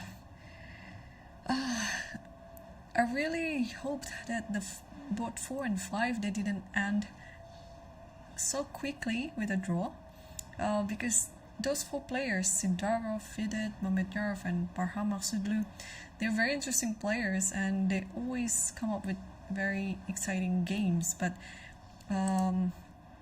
yeah, they already ended their game with a draw, so yeah, no more action then. But again, this can be like a strategy as well because it's a round robin event and you're going to play against everyone in the field anyway, and everyone is very strong, and a quick draw like that might ensure you have enough energy for finishing the rest of the games because sometimes it's very easy to get chess fatigue and exhaustion from all of the routines every day. I mean, I'm a player myself, so I can actually tell, like, even if it's one game a day, it's still going to be a lot of work, like before the game and after the game. And don't forget that you also have to do your own routine. Every player has their own routine, I don't know, like eating at certain time, resting at certain time, or maybe playing blitz or bullet after the games because we've seen this case as well during the candidates. You know how important the candidates tournament in every edition actually. But last one in April in Toronto, Canada, I was also commentating that one, and there were always some free days after a few rounds, like after round 4, after round 8, and then it becoming less and less of rounds before the free day. So and in one of the free days, yeah, players, we noted, or on the chess internet they noted that their players are just playing bullet until, or even playing blitz even prior to their games. It was just crazy, like a night before. So yeah, sometimes it is a way for them to loosen up because chess can be quite intense. And then yeah, chess is the disease, but chess is also the cure. So I think that's what those people are doing. Sometimes after they lose such a very hard battle, they just try to lose the steam off by playing bullet or blitz. So, and I could actually tell, like, a few players here in the field, they are amazing blitz players too. So if you're seeing their online blitz or bullet rating, it could be like reaching to 3,000 or even more than 3,000. Okay, so after Rook E1 here, apparently Sarona hasn't moved yet. Yeah, he might be actually suffering his second loss in a row now, but it might be still a bit too early to judge because the game is still going on and Black can totally try to defend the position. But Yu is a very amazing player too. I mean, he's not going to let this one slip out of his hand because he realizes that he is up in the material right now.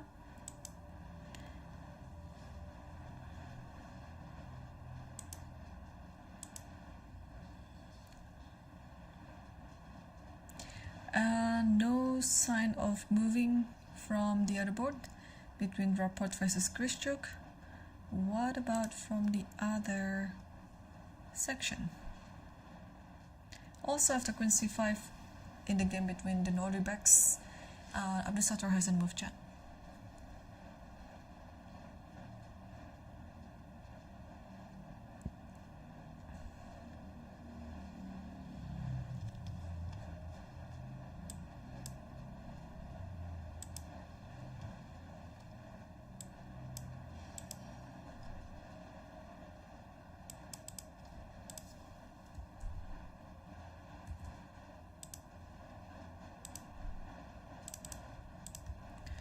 Okay, I think...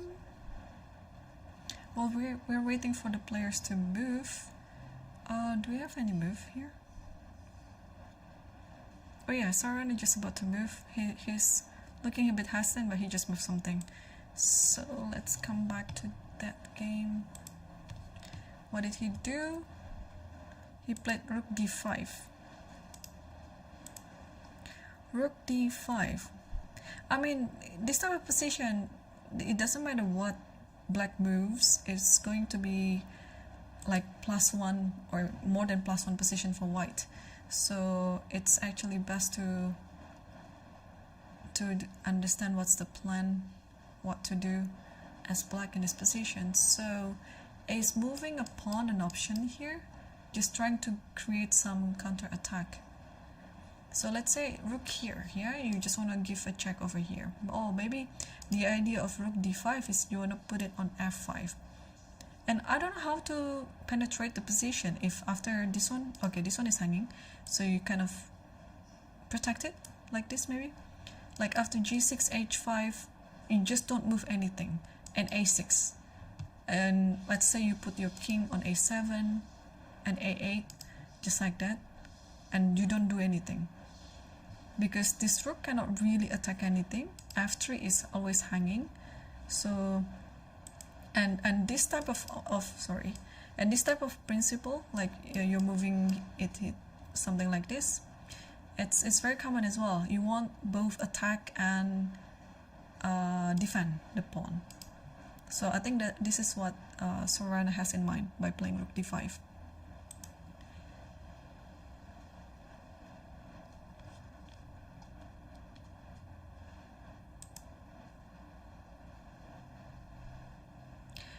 Okay, I think while players are still thinking, it's time for me to take my break, and yeah, don't go anywhere. I'll be back after a few minutes.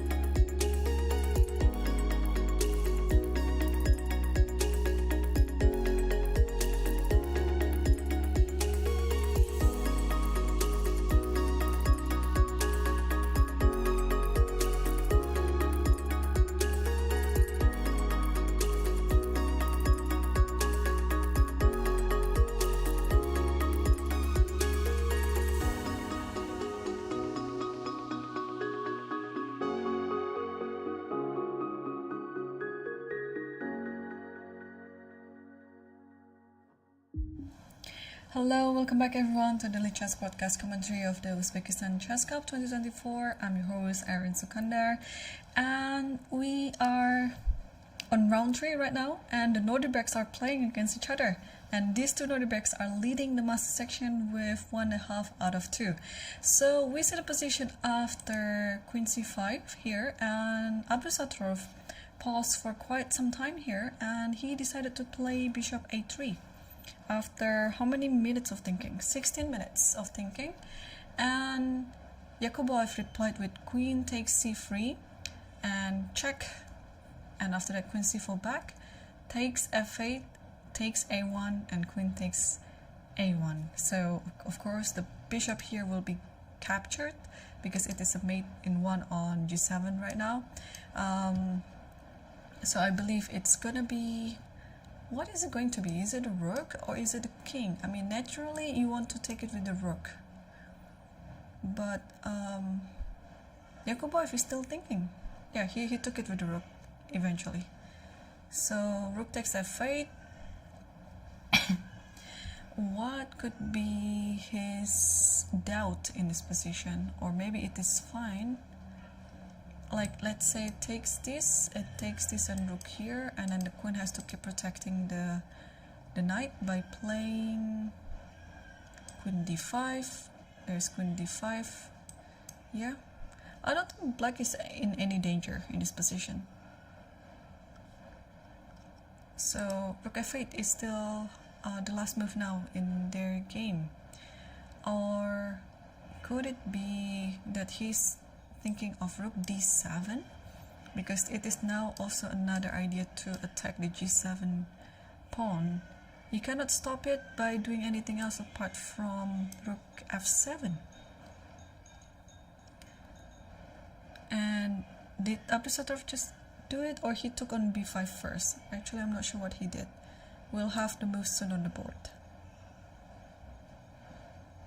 Oh, he took on b5 first. Yeah. So I think it would be depending on... Oh, could it be like a forcing draw then? If you take with AB and then rook d7, and you cannot stop this idea, only rook f7 can stop it. And then give a check here, and then you have to go here, only move again. And then you go here, and this might be just the repetition in the game. That's provided AB, but if queen B, does it make any difference here? I think if queen B, then if queen B, then the queen has stepped away from this diagonal, so it makes it even easier for Abdusattorov then, because after rook here, you have to stop it, rook f7, and now queen a2. And it's gonna be, yeah, it's going to be quite an annoying threat then. Yeah, I think you have to take it with the pawn, because otherwise this might happen, right? So, and you cannot allow this to happen. Let's say the queen protects like this, but again, in this position, you have this knight g5. Not knight g5, sorry, because apparently this one is hanging. Not knight g5, but knight e5. Yes, I found it. Yeah. Oh, wow, this is actually very nice. This could be like in some tactical book, like you put it under a variation, because sometimes in the tactical book it's not coming from the real game. Well, it's coming from the real game, but there are some variations that are more interesting that is not happening actually, but it can be included as well. You can just put it var usually, like var as in variation. So I think if this happened, then knight e5 is kind of the tactical move that is very nice here. Like, take a look at this position. If you take with the knight, it's checkmate in 1. If you take with the queen, then it's checkmate soon. Like after this check, queen takes, and then this one again. And if you don't do anything, then the rook on f7 is lost. So I hope it explains everything in this position. So that's why after rook f8 ab, you have to take it with the pawn. Otherwise that annoying tactic might happen on the board. And if Abdusattorov wants to just seal the deal with a draw, he can do so by playing rook d7 here, rook f7, and this repetition. like this. But let's take a look this position again. If white has something more in the position apart from repeating the moves, because if black is able to consolidate the position, it is actually black who is better, because black has these two pass pawns, right? I have a feeling that white has to consort to this repetition that we just saw, the back rank on the 7 and 8 rank. And rook d7 looks kind of obvious as well. So I believe Sarov is already having that in mind, but I think he's just looking for more ideas if it's possible in this position. While he's doing that, let me also check it myself. Okay, if rook d7 happens, you have to play rook f7. And if you just trade everything like this doesn't give anything for white.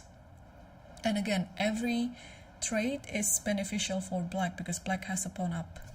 So yeah, I think you have to just give a check here again and back here a1 again. So wow, we might actually see 3 draws at least in the master section then. And our two leaders, our two Nordic backs, they're going to share the point. And okay, we'll keep an eye on this because both players still have enough time on the clock. And let's update ourselves on the game between Yang versus Sarana, if there's any development there. So we saw the position after rook d5, and yeah, after a6, yeah, this is pretty much self-explanatory. So, and h4, and here, yes, I don't see any drawback after h5 and g6. So although it's still pretty good for white, but again, I'm trying to find a way if white can win this position, because it's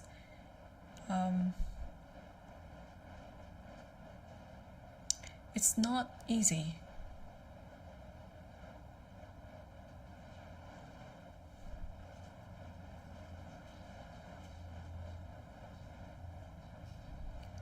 And what about the game between Rapport versus Grishuk? So after queen f8, Rapport decided to play rook e3 and Grishuk played rook b8. So he finally decided to use tempo to protect the b7 pawn so that the bishop can be free. g3 happens on the board, and rook f5 and bishop d5 and bishop d7.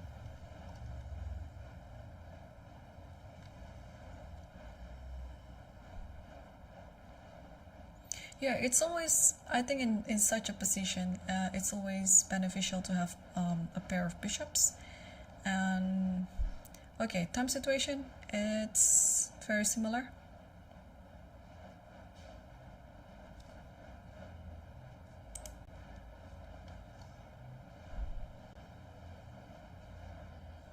Oh, Nordirback Sarov already played d7. So let's go back to that one, because I think we're going to see the end of that game. And then they actually, where are they going? Okay, so maybe after AB here, Sarov played rook d7, rook f7 is only move, and checks here, back and back here. So we kind of predicted this already. And after rook f8, apparently there are nobody on the seat, but they might just agree or shake hands soon. Yeah, so this is also another repetition, and yeah, I think the half mark will appear soon on the board. Okay, so that means, yeah, there's no sole leader yet in the tournament then, because these two players are sharing the point, and so that they will come to the 4th round tomorrow with 2 points out of 3.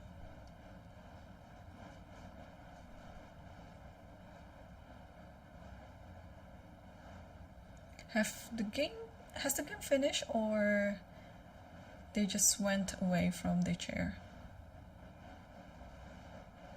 Okay, this is Sarov's turn to move, but I believe he is going to just repeat again to A1, and then the game will end with a draw. Let's come back to Yang Yi's versus, okay, still no move yet after H4. And what about Rapport versus Grishuk, also after bishop d7? Yeah, Rapport is still thinking. And what about on other section? On other section, oh.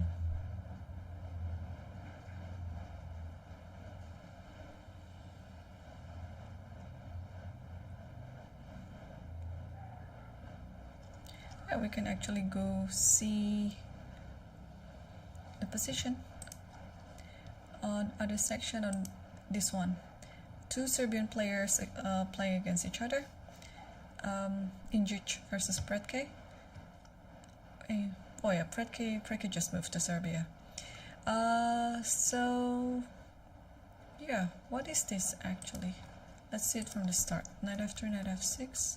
So this was like English.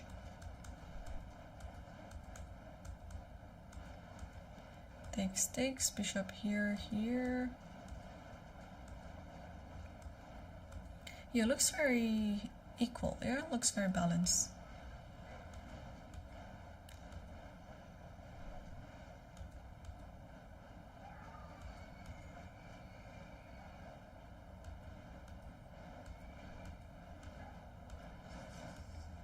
Oh, takes d5, queen takes d5, and takes g2. Okay, now it's no longer balanced. It looks a bit messy there, but offering the trade, yeah, in this type of position, if the queens are off of the board, I think white stands better because of the pass pawn on the center. So white shouldn't exchange anything. Sorry, black shouldn't exchange anything. But now, yeah, the bishop is standing better than this knight. And this bishop will come to g3. Again, it's always helpful to have a passer in the center like this.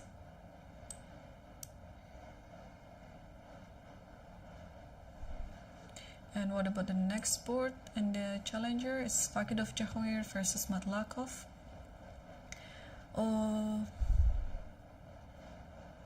Okay, there might be some broadcast error here because they've been thinking too long for this type of position. And Abhijit Gupta versus Sulaimanli Aydin. This looks quite balanced for now.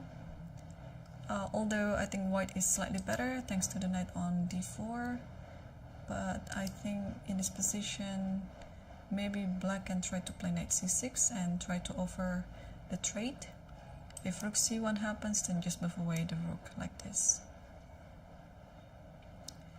And what about Donchenko versus Yilmaz Mustafa? This looks a bit complicated. Bishop f4 just played. White has a passer in the center. This d pawn is important.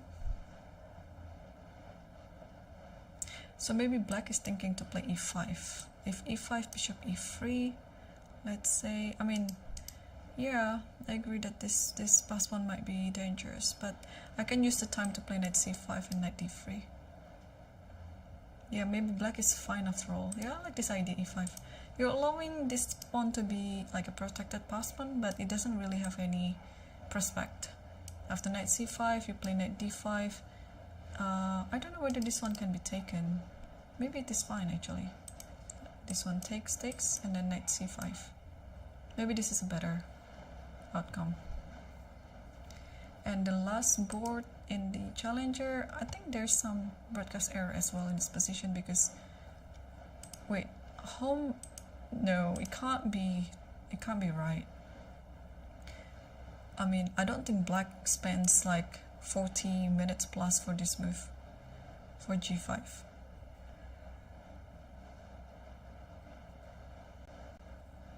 Or maybe he is. Yeah, but this position is very complicated, yeah? h5, thinking of h5 here, just open up the position later. But okay, this is white to move. What can white do? Probably queen c1. I'd like to take this and takes this.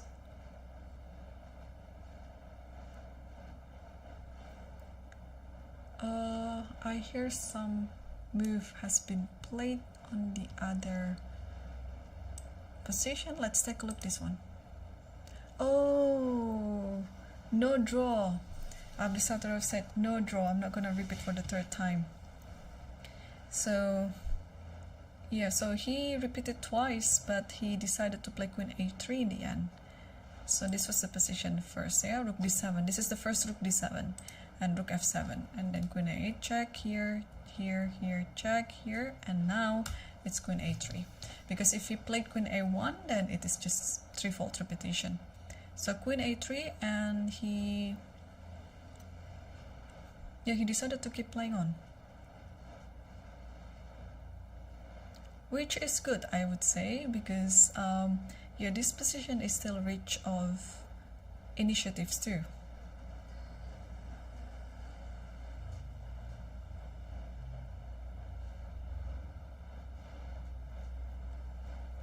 So how do we continue this position? This queen is very important, protecting the check along this idea. I was just wondering what happened after b4, because I just want to have a straightforward reaction to this.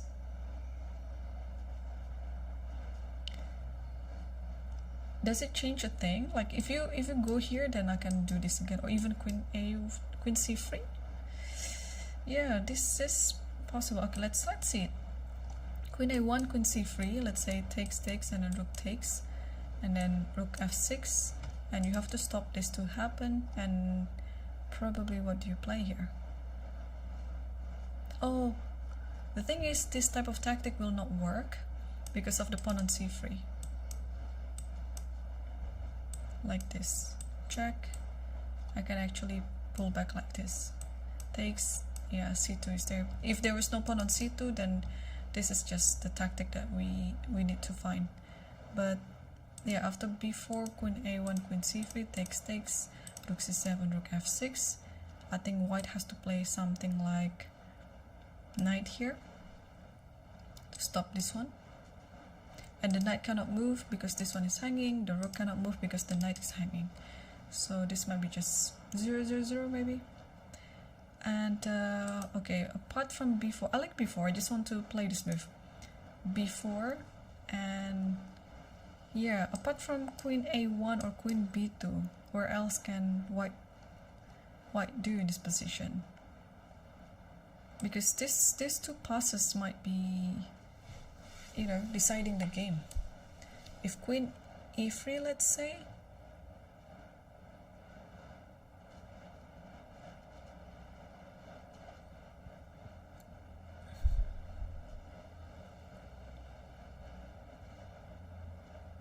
b3,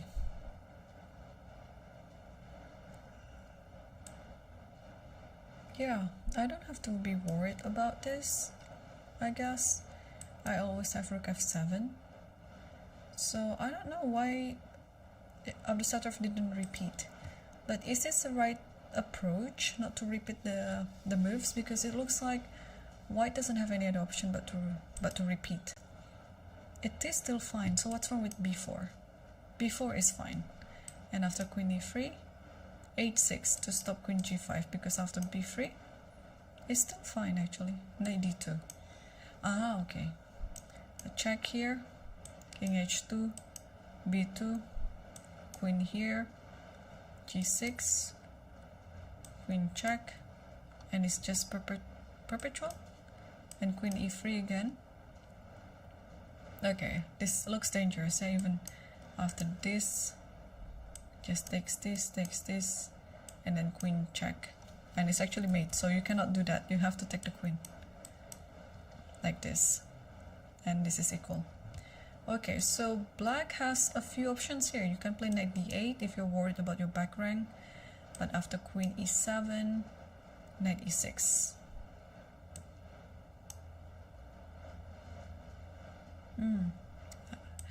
And after knight d4, queen c1, and then you have this check again, and then here check, here again, like that. Yes, so like this, and then you have this perpetual. We'll see which one that Yakubov will choose. Will he play b4 or will he play knight d8? I think he played d4. Yeah, understandable, because you just want to attack your opponent while you sense that there's nothing wrong in your back rank. Why not using your advantage, right? Because it's getting closer to the promotion square. So queen e3 is probably the best move in this position, because you want to still keep in control over the checkmating idea on g7.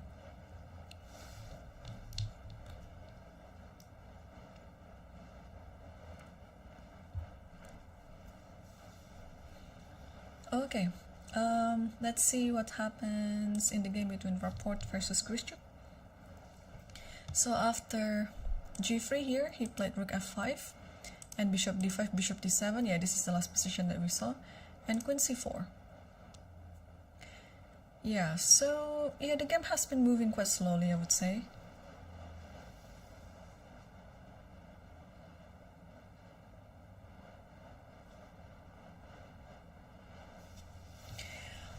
But after queen c4,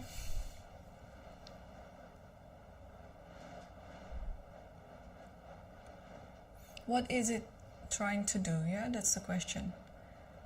Oh, okay. No, I understand. Yeah, queen c4 is, I think the idea is you want to play b4 so that this rook can somehow be on the center like that, because otherwise this rook is stuck guarding the pawn on a5. So yeah, no major intention, but yeah, this position requires a slow approach anyway.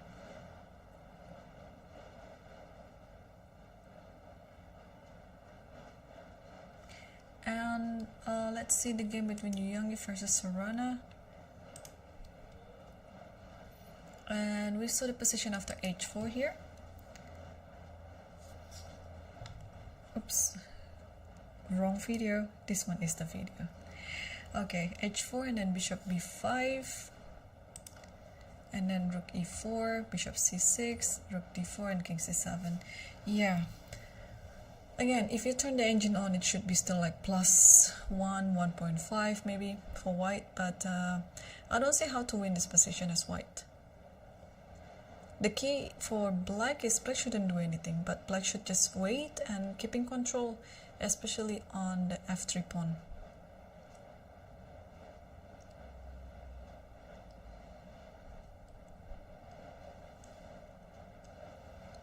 Apparently there's some games, some moves already on the game between Abdusattor versus Yakuboev. Let's take a look. Oh, are we going to see this type of repetition again? So after b4, he played queen a1 and then rook f7.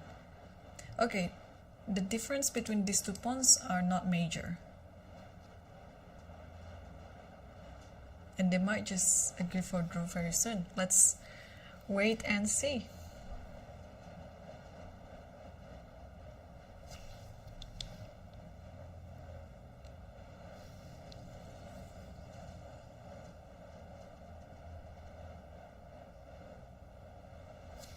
Yeah, I don't think, okay, rook f7 is of course easy to understand, you just want to repeat, but if black wants to be a bit more ambitious, queen c3, I don't think it works. Yeah, we saw the position after queen takes, b takes, and then rook c7. And after rook f6, yeah, even knight g5. Oh, knight g5, you're threatening this one. Yeah, knight g5 is the best move. Okay, so that's why Yakuboev chose to play rook f7. Here, he doesn't want to risk this position.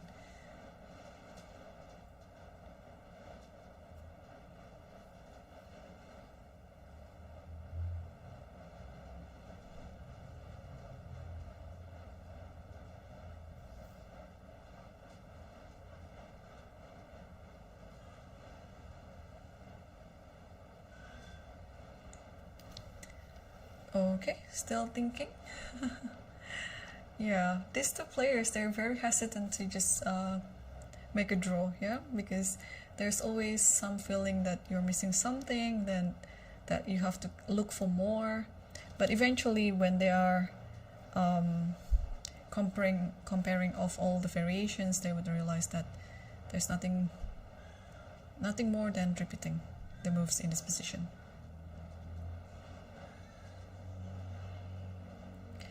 Okay, let me quickly see other sections while we are. Oh yeah, Queen A8 is already on the board, followed by Rook F8 again. So we will see this repetition for once more.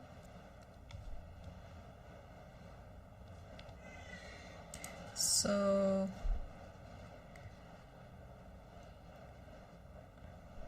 yeah, the game has been moved quite slowly too in Rapport versus Grishuk. I don't think it's gonna be quite a surprise if we see like 5 draws in the master section, because every single game it looks like it's leading to a draw.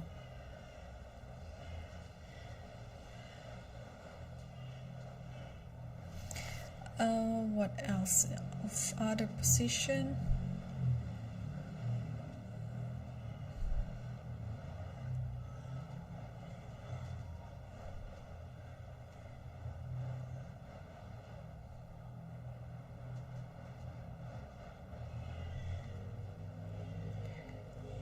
Yeah, in other challenger, in other section in the challenger as well, I'm trying to see if there's a better idea. Oh, actually, the game between Donchenko versus Yilmaz Mustafa. Yeah, so Black really played this idea then after Bishop F4, E5, and after Bishop D2, not Bishop E3. Okay, I think that's the difference. Yeah. Because if Bishop E3, I think you can take this one first, but now Bishop D2, there's no point on taking the C3 knight. So here Black played knight DC5. Yeah, but the rest of other games, I think it's still very much equal. Like game 6, in board 1 on the challenger, looks like Black is holding, and then here as well. Yeah, this one is what I suspected with some broadcast error because they're still on move 14. I don't think it's happening in the real time. I'm sure they've played more moves in this position. And the third board in the challenger, yes, knight c6 already happened. So this is challenging the knight on d4 because the knight on d4 is very centralized, and you cannot let that knight just sit comfortably that way. So you have to challenge it like this. And we saw the position in the game between Donchenko versus Yilmaz Mustafa, and apparently there's no move. Okay, maybe the moves are not updated yet from the real-time board. I believe they've played a few more moves here in the game between Falkidov versus Romanov. And let's circle back to the first board. And here, after Rook F7, apparently Abdusattorov is still thinking again. If it's not Queen A8, what will he do?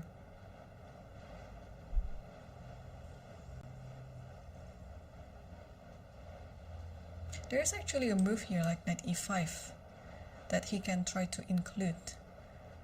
And after knight takes e5, now he can try to take this one with the idea of getting a checkmate on e8 like this. But I believe there should be... Oh, if this happens, then there might be just this check here and then check here. And I think... Yeah, I think Black is better in the endgame. So although knight e5 looks tempting and giving more option, but I don't think that is the best play. Yeah, knight e5 takes. Is there anything else? If check here, just here again. It's actually just losing, right? If check here, also just bring it back again. Yeah, so turns out I think knight e5 is not a good move, even though it looks tempting to play. Yeah, I mean, this game is just one move away from the repetition. So apart from Queen A8 and knight E5, is there anything else that we miss?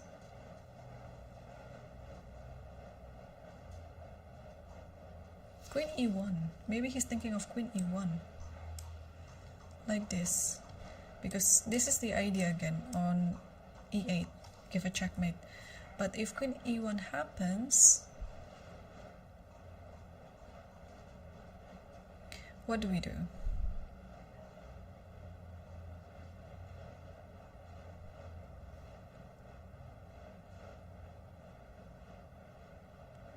If queen e1 happens, then maybe just back rook f here. Rook f8. Is this enough? But okay, there's rook c7. No, I don't like it.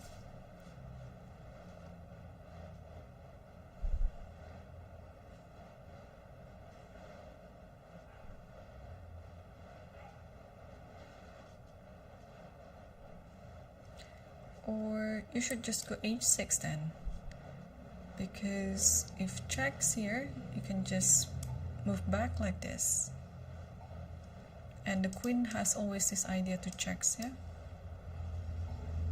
okay, queen e1 is actually a very strong candidate move here if Sarov wants to keep playing on instead of resorting to a draw. So what does the computer say just after queen e1? King f8. Wow. Wow, very brave. King f8, rook d1, and rook e7. And after queen d2, h6, like this.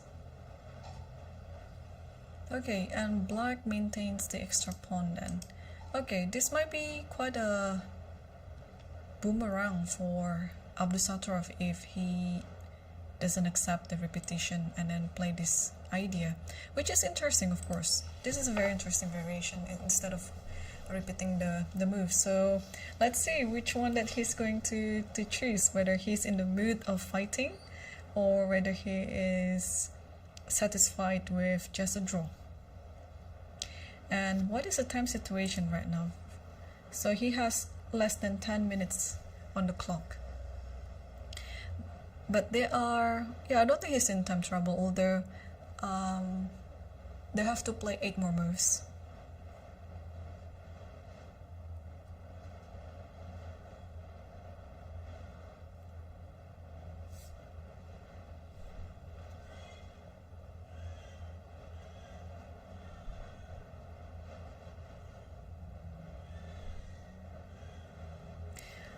Okay, I think I can just leave this one for a while and see what's happening between Rapport versus Grishuk. So after queen c4 here, yeah, very slow. Rook c8, bishop e4, and rook h5. Oh, there's some move there. Sorry. Oh, he decided to repeat. So let's come back here and then see.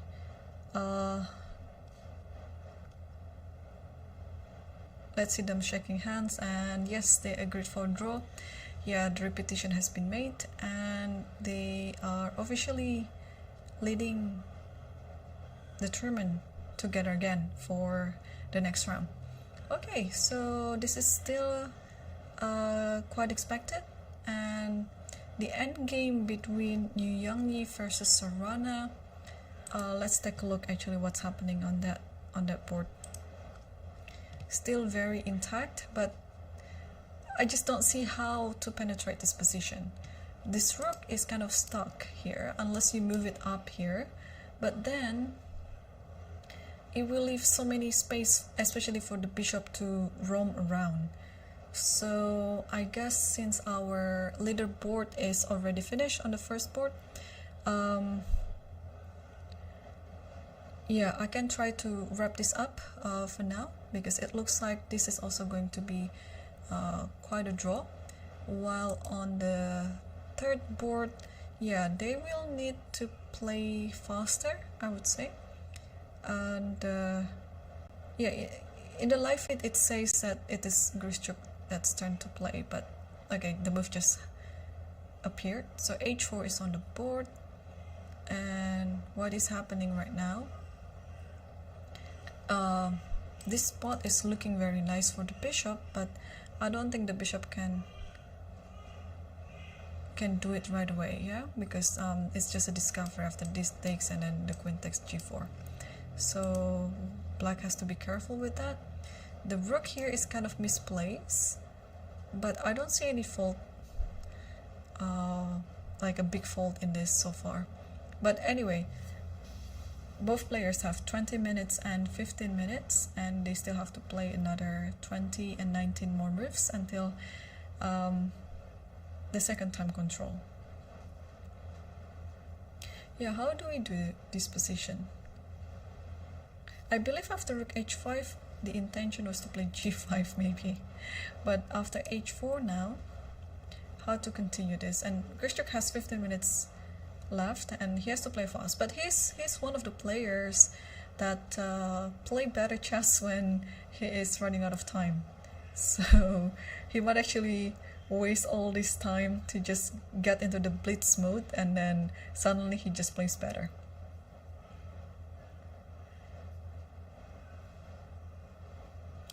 So no move yet from Grishuk, I guess.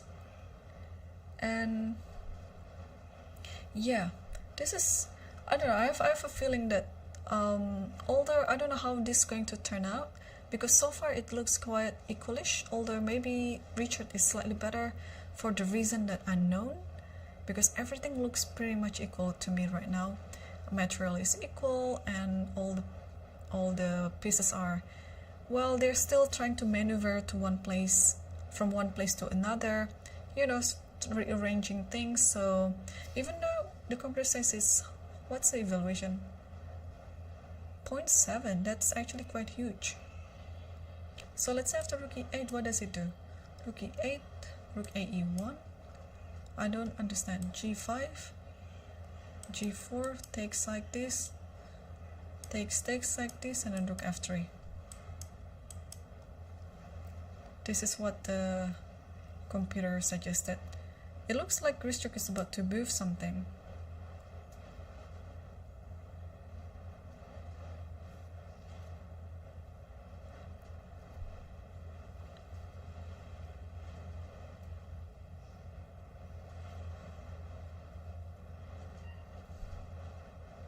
Wonder what he's gonna do. Will he play rook e8 here? Yeah, although this looks not, there's nothing happening, but the thing is there's still so many pieces on the board. It makes it difficult to really take control or you know, think for a specific plan, because you also have to think about your opponent's reaction. And yeah, time is ticking down. He's now 13 minutes left and he still has to make 20 moves. So he hasn't been playing that well in this tournament so far. He lost in the first round against Sarana, where I think the position was completely fine, but he just suddenly blundered some checkmating net and he couldn't escape from the net, and yeah, he resigned. And in this game as well, I think he's been taking so much time for the moves too, where he would normally do that in lesser time. So apart from rook e8, what can we suggest in this position?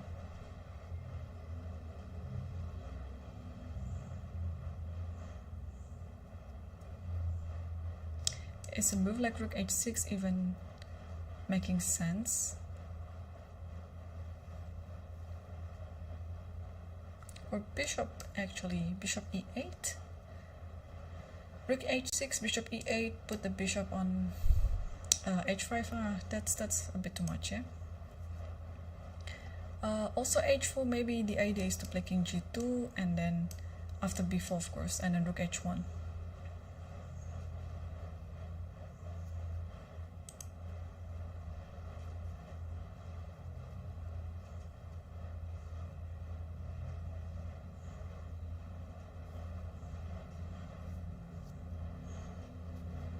Okay, we'll see. Let's take a look at board 2 between Yangi versus Sarana. If there's any, no, not really any development. So after f6, the rook cannot go to e7 still because of this pawn. So the idea after king g3 is white wants to trade the rook by playing rook f4. So that's why Sarov played f6, because after rook f4 this rook can go elsewhere. But where does the rook go? Maybe rook goes here. But after this, what's gonna happen now? After this, maybe it's time to play this. And if you take this, takes, is this okay? Or maybe rook d5 is not a good move. So after rook f4, what do we do? Rook here, maybe?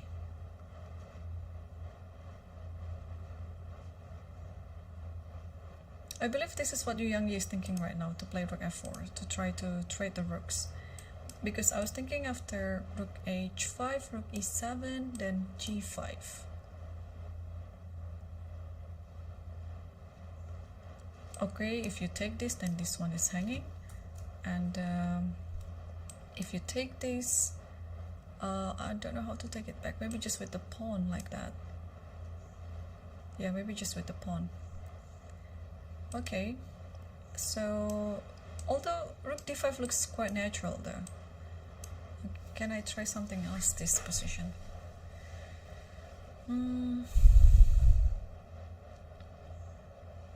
Yeah, I think I have to do rook h5 and then g5.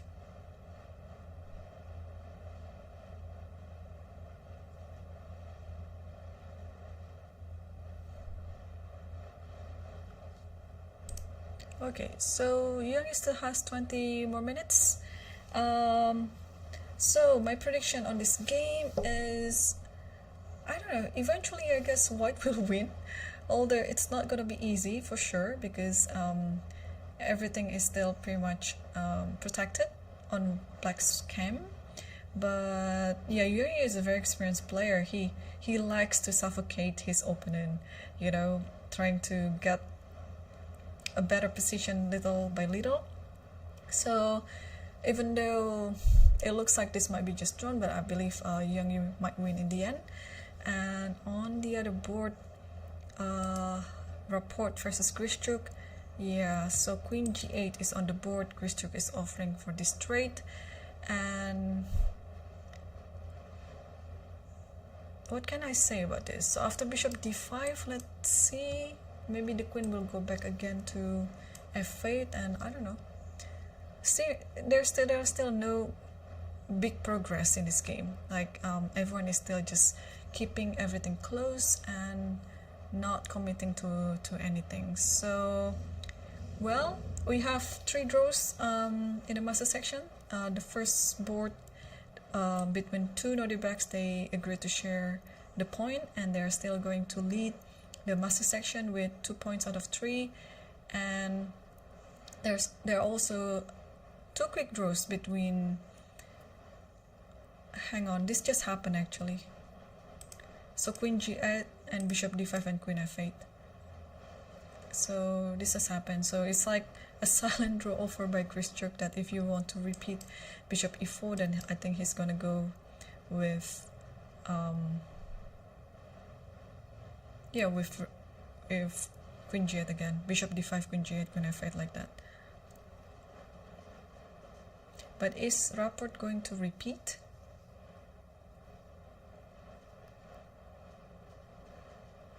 Yeah, because so far I think this is the momentum. Yeah, if you want to keep playing, you have to do something.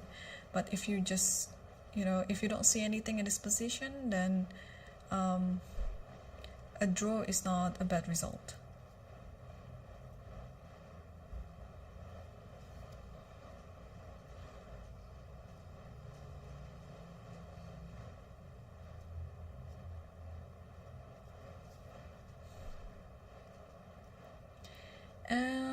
Wow, Grishuk is under 5 minutes actually.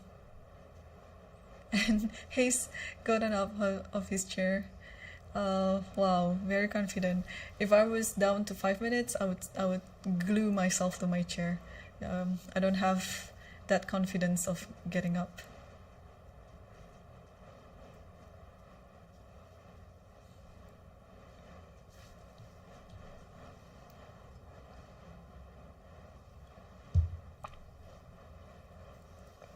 Okay. I think Yangi is still thinking.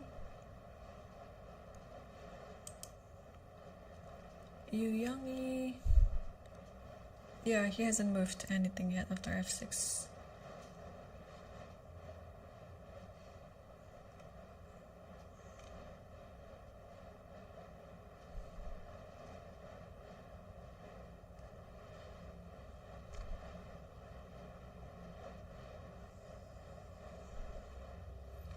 Yeah, actually let's go back to Yangi's game, because I also want to know after bishop f4.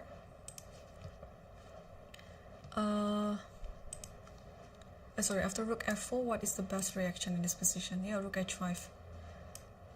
And after rook e7, g5. Yes, g5. Takes and takes with the pawn, yeah? And this one, let's say, and then rook h4. Okay. And you're trying to hold this way.